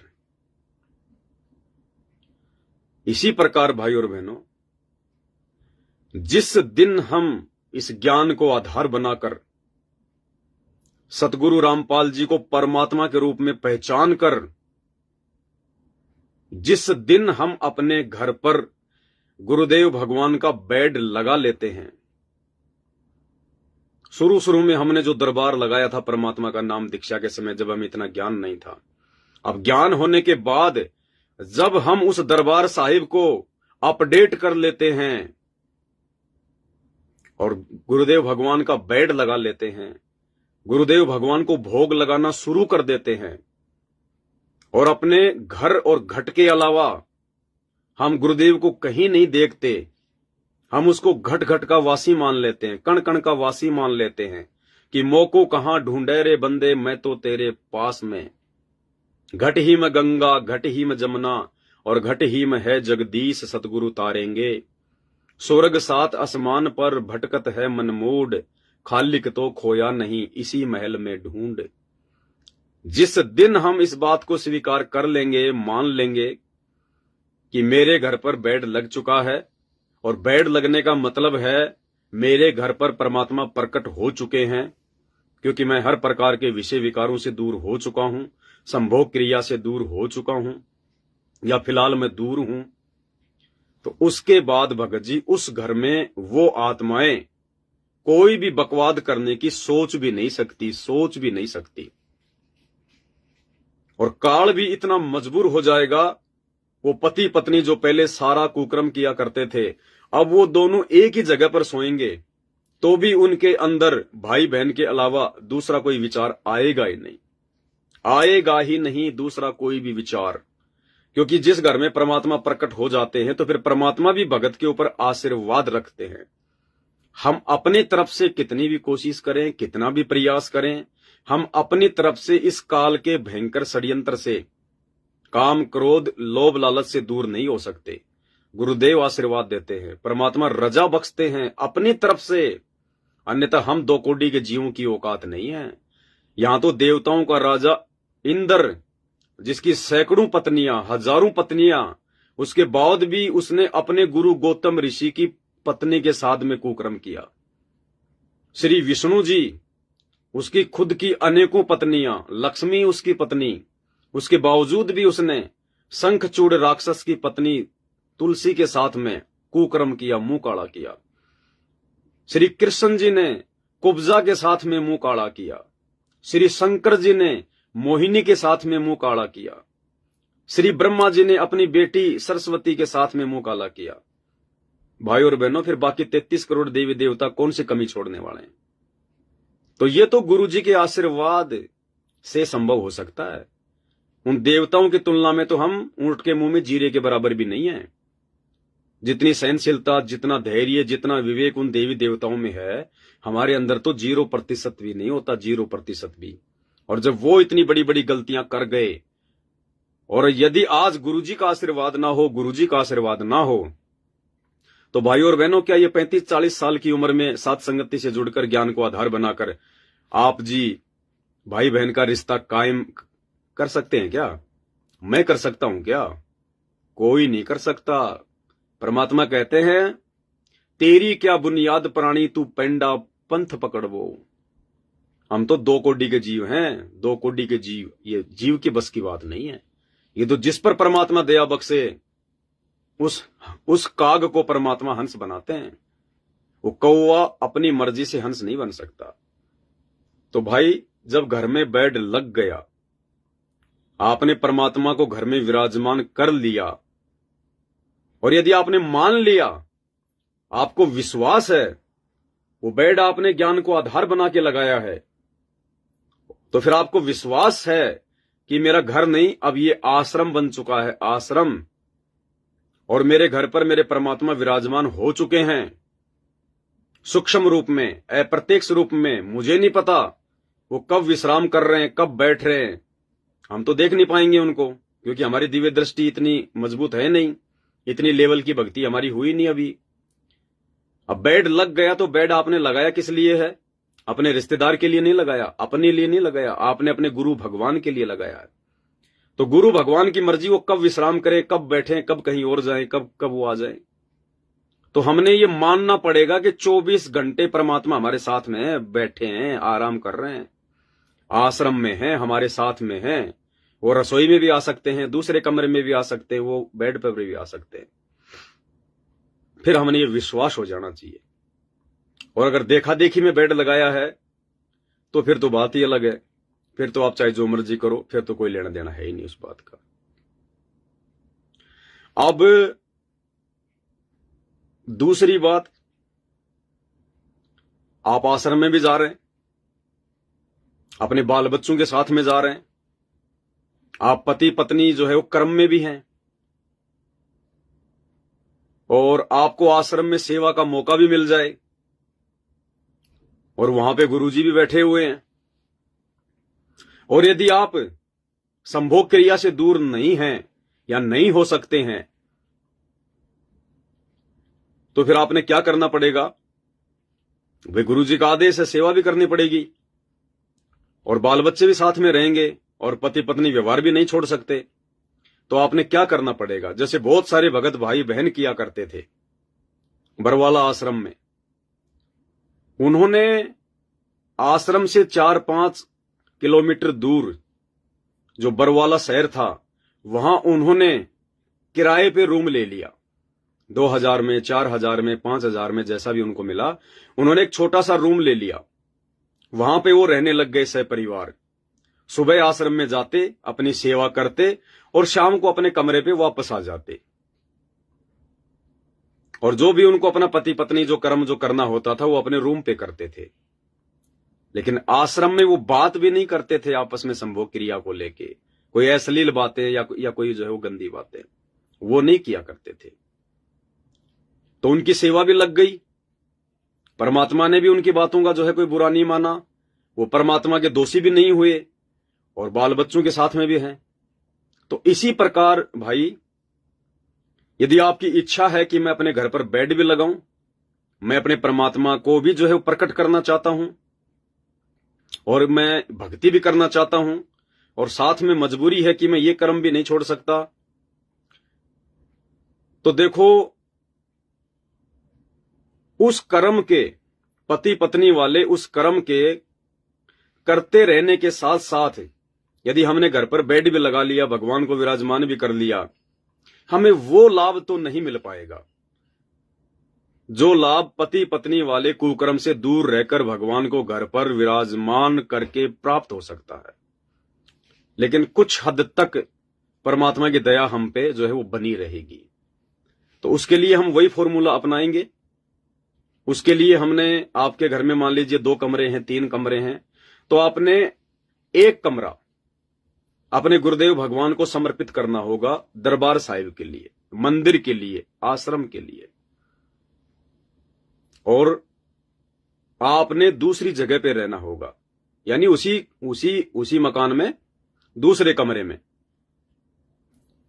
आपकी रमेणी हो गई है, आप जी पति पत्नी व्यवहार में हैं, या आप नहीं छोड़ पा रहे हैं वर्तमान में भी, क्योंकि ये तो मालिक की दया से छूटता है, ये कुकर्म वैसे नहीं छूटेगा।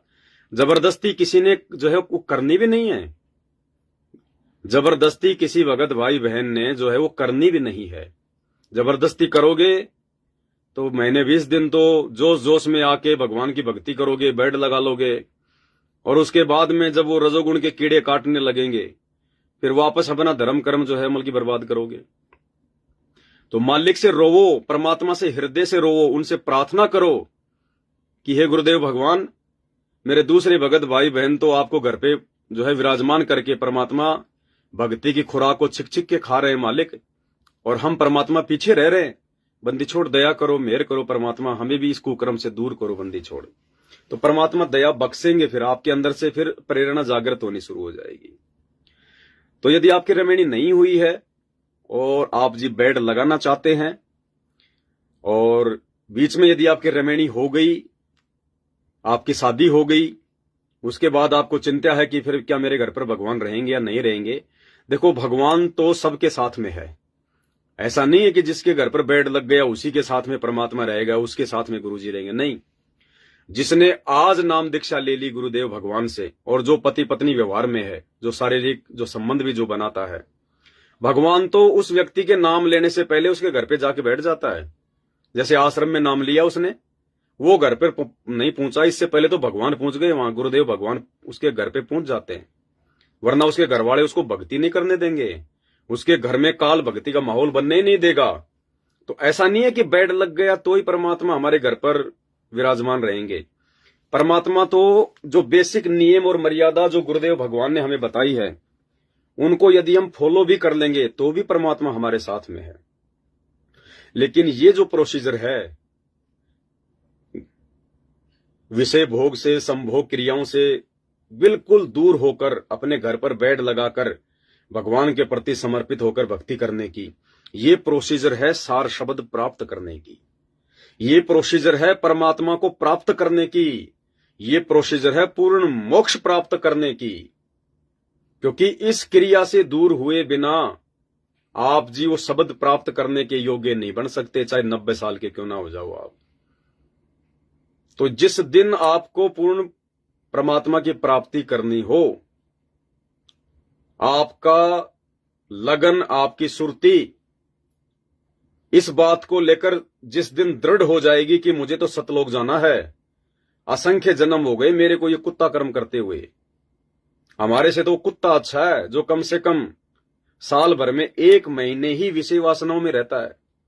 परमात्मा कहते हैं कि कबीर कुत्ता रुत में दिन 30 रह उजास। जो कुत्ता होता है वो साल भर में केवल 30 दिन ही रजोगुण में जो है वो लिप्त रहता है। कबीर कुत्ता रुत में दिन 30 रह उजास, और कामी नर कुत्ता सही 6 ऋतु 12 मास। और ये इंसान, ये तो उस कुत्ते से भी नीचे गिरे हुए हैं जो 6 ऋतु 12 मास, जो 12 के 12 महीने इस रजोगुण में ही लिप्त रहते हैं। तो भाई और बहनों, ये विकार स्पेशली हमारे ऊपर काल ने थोप दिए हैं कि हम भक्ति ना कर लें, आत्मा को शुद्ध ना कर लें। और मालिक ने बताया कि जितना ज्यादा हम अपने शरीर से मेटेरियल को बाहर निकालेंगे रजोगुण में पड़कर, उतना ही ज्यादा हम इस काल के जो है ऋणी बनते चले जाएंगे, हम इस काल के कर्जदार होते चले जाएंगे। अरे एक तरफ तो हम ब्रह्मा और सावित्री जी का नाम जाप करते हैं, जो प्रथम मंत्र हमें गुरुदेव देते हैं, एक तरफ तो हम जो है ब्रह्मा और सावित्री का नाम जाप करते हैं, और दूसरी तरफ हम जी रजोगुण में पड़कर ब्रह्मा सावित्री का वो कर्जा अपने ऊपर चढ़ा रहे हैं। क्योंकि जब हम संभोग क्रिया करते हैं तो जो मेटेरियल हमारे शरीर से जो बाहर निकलता है उसके निकलने से जो है परमात्मा कहते हैं कि असंख्य जीव मरते हैं, असंख्य जीव। और हम इस ब्रह्मा जी के हम लोग जो है मतलब ऋणी हैं, ऋणी। वो कर्जा हमारा उस पर चढ़ता जाता है। तो वो समझदारी थोड़ी है उस आदमी की। एक तरफ तो आप जी जो है कमा रहे हो पैसा, दूसरी तरफ आप जी उसको फालतू में फेंक देते हो। आप उसको फालतू में फेंक रहे हो और आप जी जो है कर्जदार हो रहे हो। तो आप तो मतलब मजदूरी करने की फिर तो आपकी आदत होगी कि कमाओ बर्बाद करो। यूज भी तो नहीं कर रहे।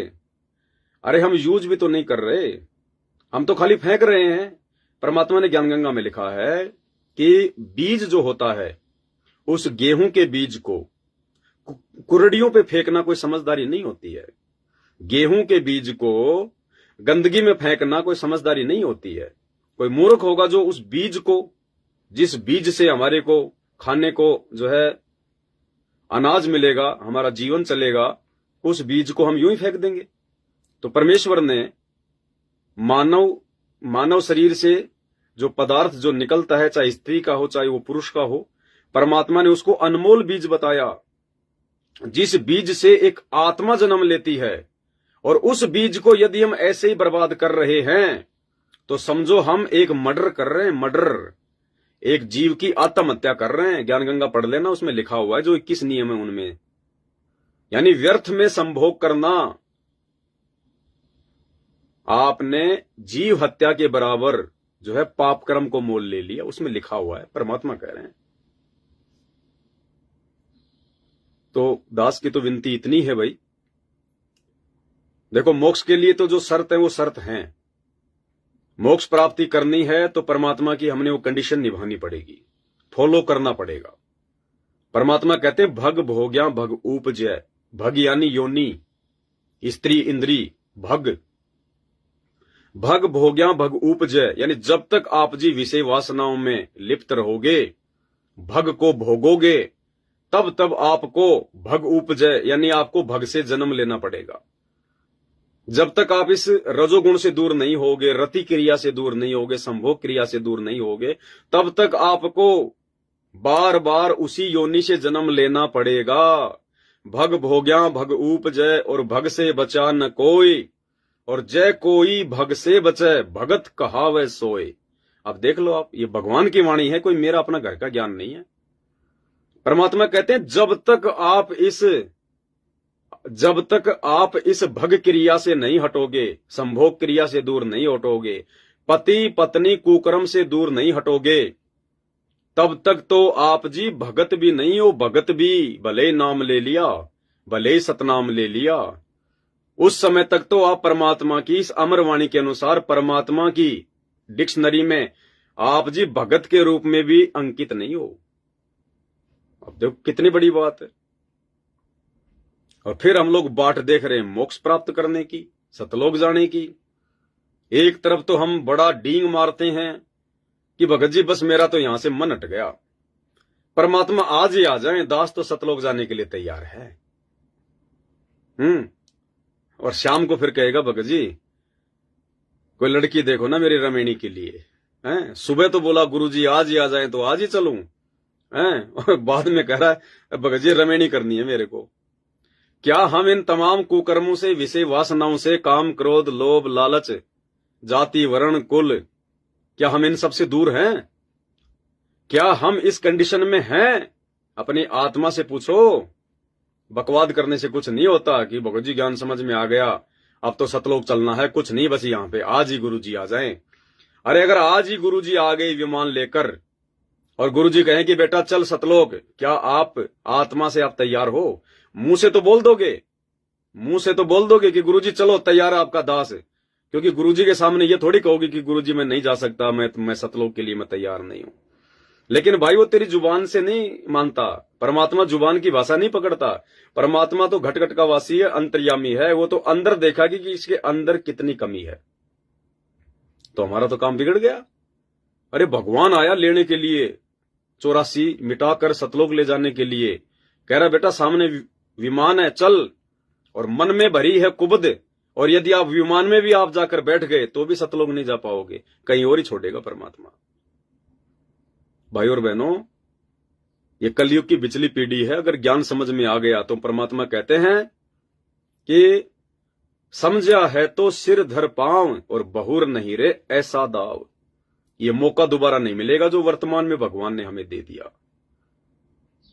तो हमने तो बिल्कुल अब तैयार हो जाना चाहिए, तैयार कि आज गुरुजी आ जाएं, परमात्मा आज ही आपके साथ चलने को तैयार हूं। लेकिन वो यहां से देखेगा। अरे जुबान से झूठी हाँ तो भाई साहब सुपर सुदर्शन ने भी द्वापर युग में भरी थी कि परमात्मा चलो आपका दास सतलोक के लिए बिल्कुल जो है तैयार है। तो ले गए परमात्मा उसको। आज आप और हमें दिखाना था भगवान ने कि नालायकों, भगवान के साथ तुम धोखा नहीं कर सकते। जरा से भी तुम्हारे अंदर अगर कोई भी अगर माइनस पॉइंट रह गया तो तुम्हें वापस पटकना पड़ेगा।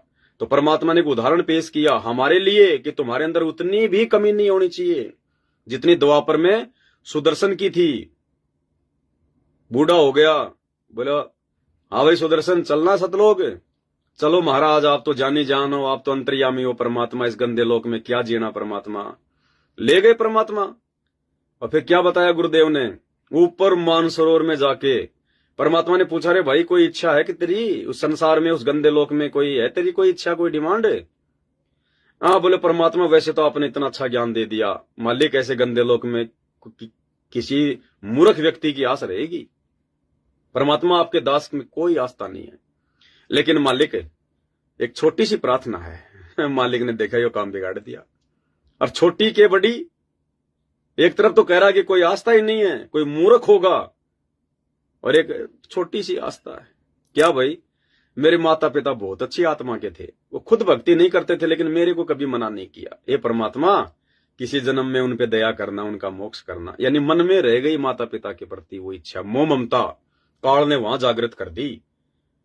अब परमात्मा ने कहा भाई बिगाड़ दिया काम। अब उसको तो परमात्मा ने थोड़ी बोलना था कि भाई तेरा काम बिगड़ गया।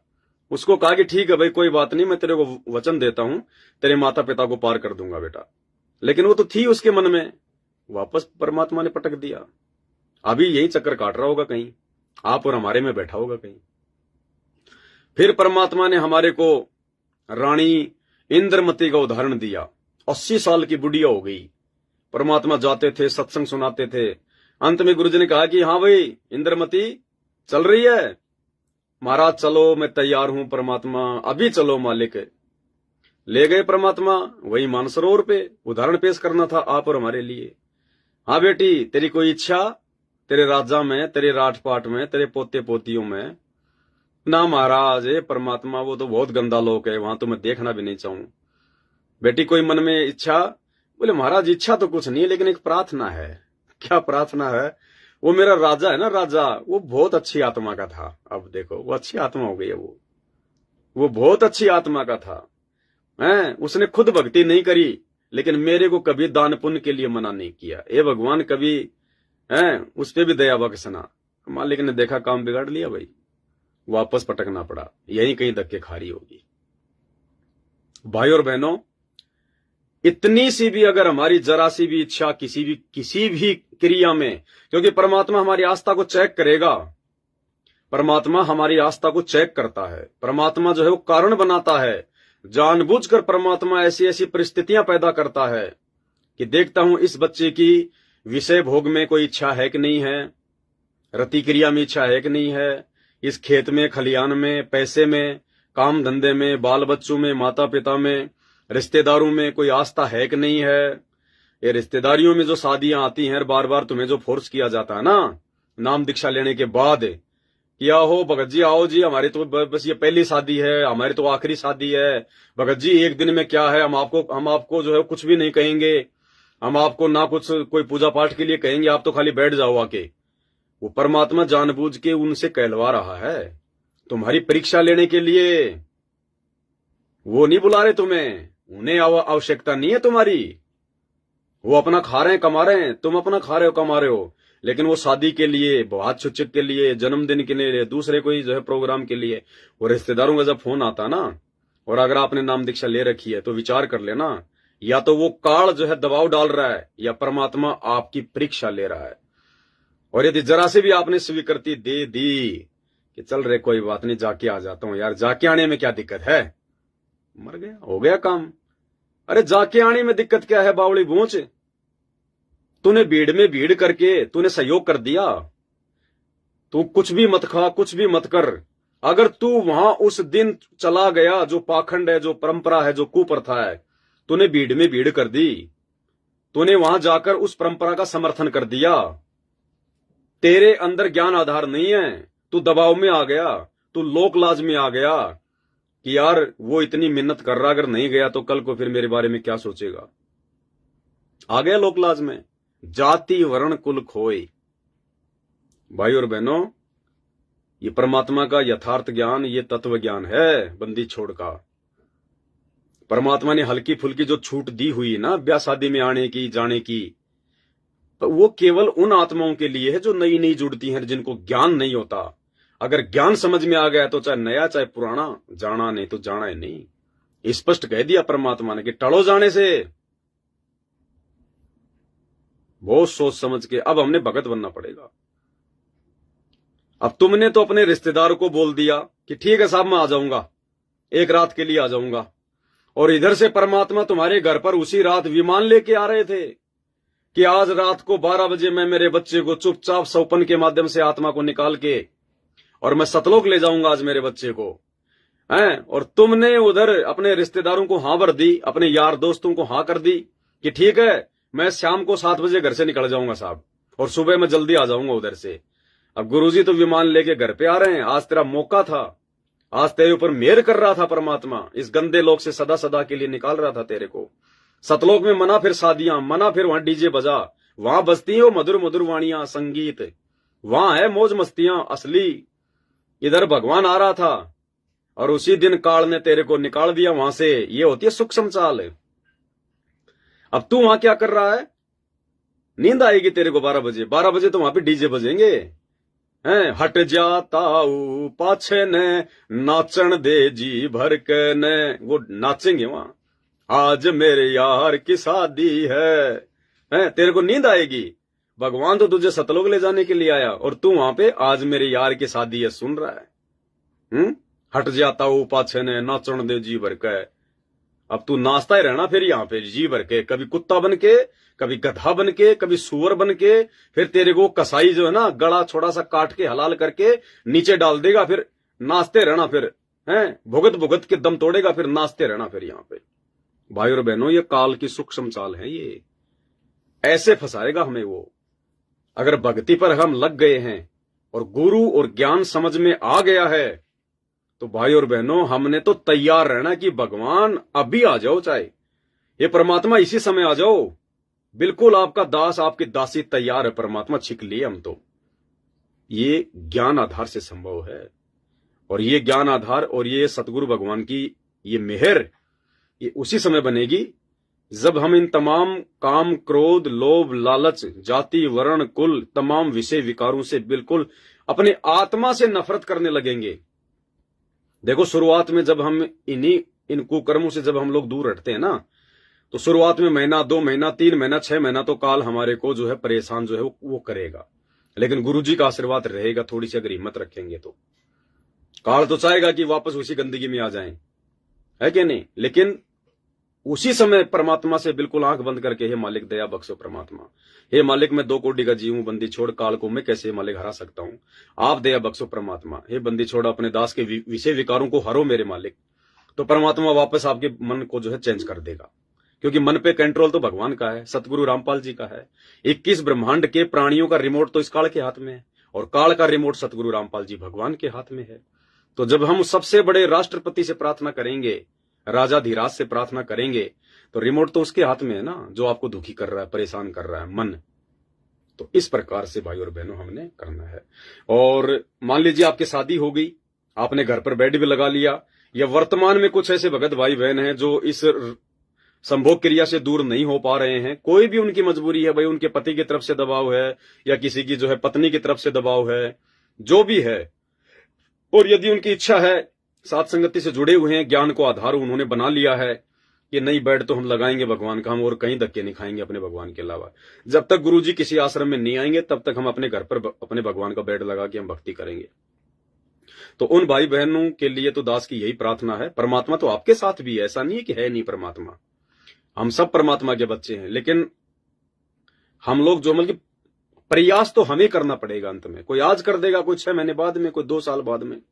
तो ऐसे भगत भाई बहनों के लिए दास की यही प्रार्थना है। ज्ञान आधार यही कहता है कि जो अभी इस संभोग क्रिया से दूर नहीं है, रजोगुण से दूर नहीं है, पति पत्नी व्यवहार से दूर नहीं है, और जिन्होंने अपने घर पर बेड लगा लिया है, तो उनसे मेरी प्रार्थना है कि कोशिश करो। सबसे पहले तो कोशिश करो कि आपका कमरा और परमात्मा का कमरा दोनों जो है वो अलग अलग हो। आप जहां सोते हैं वो कमरा अलग हो, और आपने जो परमात्मा का जो दरबार लगा लिया वो बिल्कुल कमरा बिल्कुल वो मालिक का ही होना चाहिए, उसमें दूसरा कोई कुछ नहीं। और जब भी आप उस कमरे में जाओ तो आप जिन्हें नहा के जाना पड़ेगा, कपड़े चेंज करके जाना पड़ेगा। उस गंदगी के साथ में आप नहीं जा सकते। रात को आपने जो पति पत्नी व्यवहार किया तो सुबह आपको नहाना पड़ेगा, आपको कपड़े चेंज करने पड़ेंगे। उसके बाद आप उस कमरे में मालिक को भोग लगाने के लिए, या उनके चरणों की सेवा के लिए, या अन्य दूसरी किसी सेवा के लिए, या मालिक के चरणों में बैठकर थोड़ा बहुत सिर रखकर जो है मतलब चिंतन मनन करने के लिए, जैसे परमात्मा कहते हैं ना आजकल इन ऑडियो में जो जेल से आ रही हैं, कि थोड़ा बहुत समय निकालकर, अगर सबके सामने आपको अगर शर्म आती है तो थोड़ा बहुत समय निकालकर एकांत में अपने भगवान के जो है चरणों में बैठकर रोया करो। तो चरणों में बैठ के रोने का मौका तो मालिक ने हमें दिया है, क्योंकि बेड परमात्मा ने सात संगत वालों के घरों पे लगाए। तो संकेत भी कर रहे हैं देखो परमात्मा कि अपने भगवान के चरणों में बैठकर रोया करो, रिहर्सल करो, रोना आना चाहिए, तब परमात्मा हमारी ओर नजदीक आएगा, हमारे पाप कर्म के बादल जो है साफ होंगे। तो ऐसी स्थिति में आपने नहा धोकर ही परमात्मा के दरबार में एंट्री जो है वो करनी होगी। उसमें फिर कोई दोष नहीं है। मालिक तो जानी जान है, अंतर्यामी है परमात्मा, तो सबके बुद्धि विवेक का, ज्ञान को परमात्मा का, उस सबकी परिस्थितियों का उस परमात्मा को अच्छे से मालूम है। और बहुत सारे भगत भाई बहन ऐसे हैं जो रजोगुण से बिल्कुल दूर हैं। पूरा का पूरा जो परिवार है वो विषय वासना से दूर है। उन्होंने अपने घर पर भगवान का बेड जो है वो लगाई रखा है। तो ऐसे जो भगत भाई बहन हैं, अगर वो सुबह नहाते हैं, नहाकर मालिक को भोग लगाते हैं तो बहुत अच्छी बात, इसमें कोई दिक्कत नहीं। अगर आपका अभ्यास नहाने का है तो कोई दिक्कत नहीं है। अगर रजोगुण से दूर जो भाई बहन हैं, यदि वो सुबह किसी कारण से नहीं भी नहा पाते हैं, भाई कोई सर्दी की वजह से या किसी और, या किसी पानी की जो है वो कमी की वजह से, तो वो भाई बहन हाथ पैर जरूर धो लें और उसके बाद वो परमात्मा को भोग लगा सकते हैं। फिर वो दिन में नहा सकते हैं, वो कभी भी वो नहा सकते हैं, क्योंकि वो रजोगुण में नहीं है, वो गंदगी उनके आसपास नहीं है। इसलिए उन भाई बहनों के लिए सुबह सुबह नहाने की कोई विशेष आवश्यकता नहीं है। वो बिना नहाए भी परमात्मा को दंडवत जाके वहां जो है कर सकते हैं, मालिक का भोग भी लगा सकते हैं, वो दिन में नहा सकते हैं। फिर उन भाई बहनों के लिए कोई बाध्यता नहीं है। सिर्फ हाथ पैर मुंह जरूर धो लेना चाहिए, बस इन चीजों का थोड़ा ध्यान रखना है। तो आज का जो हमारा ये शंका समाधान का मालिक ने जो प्रोग्राम रखवाया, ये केवल इसी बात को लेकर था कि विषय वासना से दूर होकर ही बेड लगाएं, या विषय वासना के रहते सहते भी घर पर परमात्मा का बेड लगाया जा सकता है। तो दास ने आपको दोनों ही स्थितियां, आश्रम का और आपका एग्जाम्पल देकर आपको समझा दी है। आपको जैसा भी ज्ञान आधार से आपको उचित लगे आप जी वैसा कीजिए, परमात्मा से प्रार्थना कीजिए, लेकिन दूर तो हटना पड़ेगा। परमात्मा ने यह भी कहा है कि इस भक्ति मार्ग में कोई जरूरी नहीं है कि आप शादी करवाओ, और यह भी जरूरी नहीं है कि आप शादी ना करवाओ। परमात्मा ने यह भगत के ऊपर छोड़ दिया, ये भगत के बुद्धि विवेक के ऊपर छोड़ दिया, ये भगत की समझ के ऊपर छोड़ दिया। अरे भगवान तो हमारा संस्कार काटने के लिए आए हैं। जो माता पिता के साथ हमारे संस्कार हैं, जो बच्चे हमने जो पैदा जो कर दिए नाम दीक्षा लेने से पहले, उन बच्चों के साथ हमारे न जाने कितने बुरे संस्कार थे। परमात्मा ने सबको शरण में लेकर वो संस्कार काटने शुरू कर दिए। भगवान तो हमारा वजन हल्का कर रहा है, और आपकी शादी हुई नहीं और आपको भगवान की शरण मिल गई, आपको ज्ञान प्राप्त हो गया। अब उसके बावजूद भी आप अगर नए संस्कार बनाना चाहते हो, रमेणी करके, शादी करके, बच्चे पैदा करके अगर नया संस्कार बनाना चाहते हो, तो ये परमात्मा ने आपके ऊपर छोड़ दिया। आप क्या करोगे और क्या नहीं करोगे, ये आपकी अपनी बुद्धि विवेक के ऊपर है। भगवान जिस चीज को काटने के लिए आए हैं, काट रहे हैं, आप देख भी रहे हो। अब उसके बावजूद भी यदि आप ऋण संबंध जो है वो बढ़ाना चाहते हो, और ऋण संबंध क्यों बढ़ाता आदमी? वो सिर्फ मौज मस्ती के लिए, मन की खुराक के लिए। आत्मा की खुराक नहीं है विषय वासना। रमेणी करके बच्चे पैदा करना आत्मा की खुराक नहीं है, मन की खुराक है। तो परमात्मा कहते हैं रिंचक सा सुख और दुख सुमेर समाना। रिंचक सा सुख यानी, रंचक यानी थोड़ा सा सुख। जो पति पत्नी का जो बेड के ऊपर जो जिसको हम लोग मतलब आनंद समझते हैं, तो परमात्मा कहते हैं रिंचक सा सुख, कहते हैं वो 2 मिनट का सुख है। वो पति पत्नी कुकर्म का 2 मिनट का सुख है वो। रिंचक सा सुख और दुख सुमेर समाना। सुमेर यानी देवताओं का पहाड़, हिमालय पहाड़ से कई गुना ऊंचा। कहते हैं दुख तुम मोल ले लेगा फिर बच्चे पैदा करके, वो सुमेरु पहाड़ के जितना। फिर वो बच्चे पैदा होंगे, फिर उनके पालन पोषण में लगे रहना, फिर सारा दिन गधे कुत्ते की तरह कमाते हुए हैं। बच्चे नहीं होंगे तो ना फीस भरने की चिंता, ना उनके कोई हरी बीमारी की चिंता, ना उनके ब्याह शादी और रमेणी की कोई टेंशन। बैठ के अपनी माला लेके भगवान की जितनी आवश्यकता है उतना कमाओ और अपना भजन करो। बुढ़ापे का सुख परमात्मा है, बुढ़ापे का सारा परमात्मा है, बेटा बेटी नहीं है। वो बेटा बेटी अगर तेरे बुढ़ापे से पहले मर गए तो फिर कौन करेगा तेरा बुढ़ापे में सहायता, तेरी सेवा कौन करेगा? अगर बेटा बेटी अगर बुढ़ापे का सहारा है, तो जिनके बेटा बेटी माँ बाप के बूढ़ा होने से पहले मर जाते हैं, उनका क्या भाई?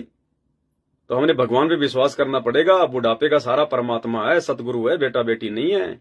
वो मालिक किसी से भी सेवा करवा देगा, कहीं भी रख के अपनी आत्मा को जो भक्ति करेगा उसको। तो भाई ये भगत की अपनी मर्जी के ऊपर है, वो रमेणी करना चाहता है या नहीं करना चाहता है। आदरणीय गरीबदास जी महाराज जी की 4 लड़कियों को, या शायद 2 लड़कियां थी, जब उनको ज्ञान समझ में आया उन्होंने रमेणी नहीं करवाई, आजीवन भक्ति की उन्होंने। गुरुदेव ने बताया सत्संग में, आदरणीय गरीबदास जी महाराज जी की 4 लड़कियों ने आजीवन रमेणी नहीं करी, शादी नहीं करी, वो भगत बनी रही, अपनी भक्ति की उन्होंने। तो ये तो भाई अब देखो, ये गुरुदेव का ये अनमोल ज्ञान समझने के बाद में अब ये तो भगत ने खुद ही निर्णय करना पड़ेगा। परमात्मा ने गरिमा गीता की पुस्तक में लिखा है, पेज नंबर 30 या 31, कुछ ऐसा मुझे ध्यान नहीं आ रहा। उसमें परमात्मा कहते हैं कि आग पराई आपनी, आग पराई आपनी हाथ दिए जल जाए। अरे आपने अपने घर पर आग जलाई, आप चाहे अपने घर की आग में हाथ दे दो या चाहे पड़ोस की आग में जाके हाथ दे दो, आपका हाथ जलेगा कि नहीं जलेगा? वो आग आपकी है, लेकिन उसने आपका कोई बचाव नहीं किया। आपकी अग्नि भी आपको नुकसान पहुंचाएगी। तो कहते हैं आग पराई आपनी हाथ दिए जल जाए, और नारी पराई आपनी भोगे सब कुछ जाए।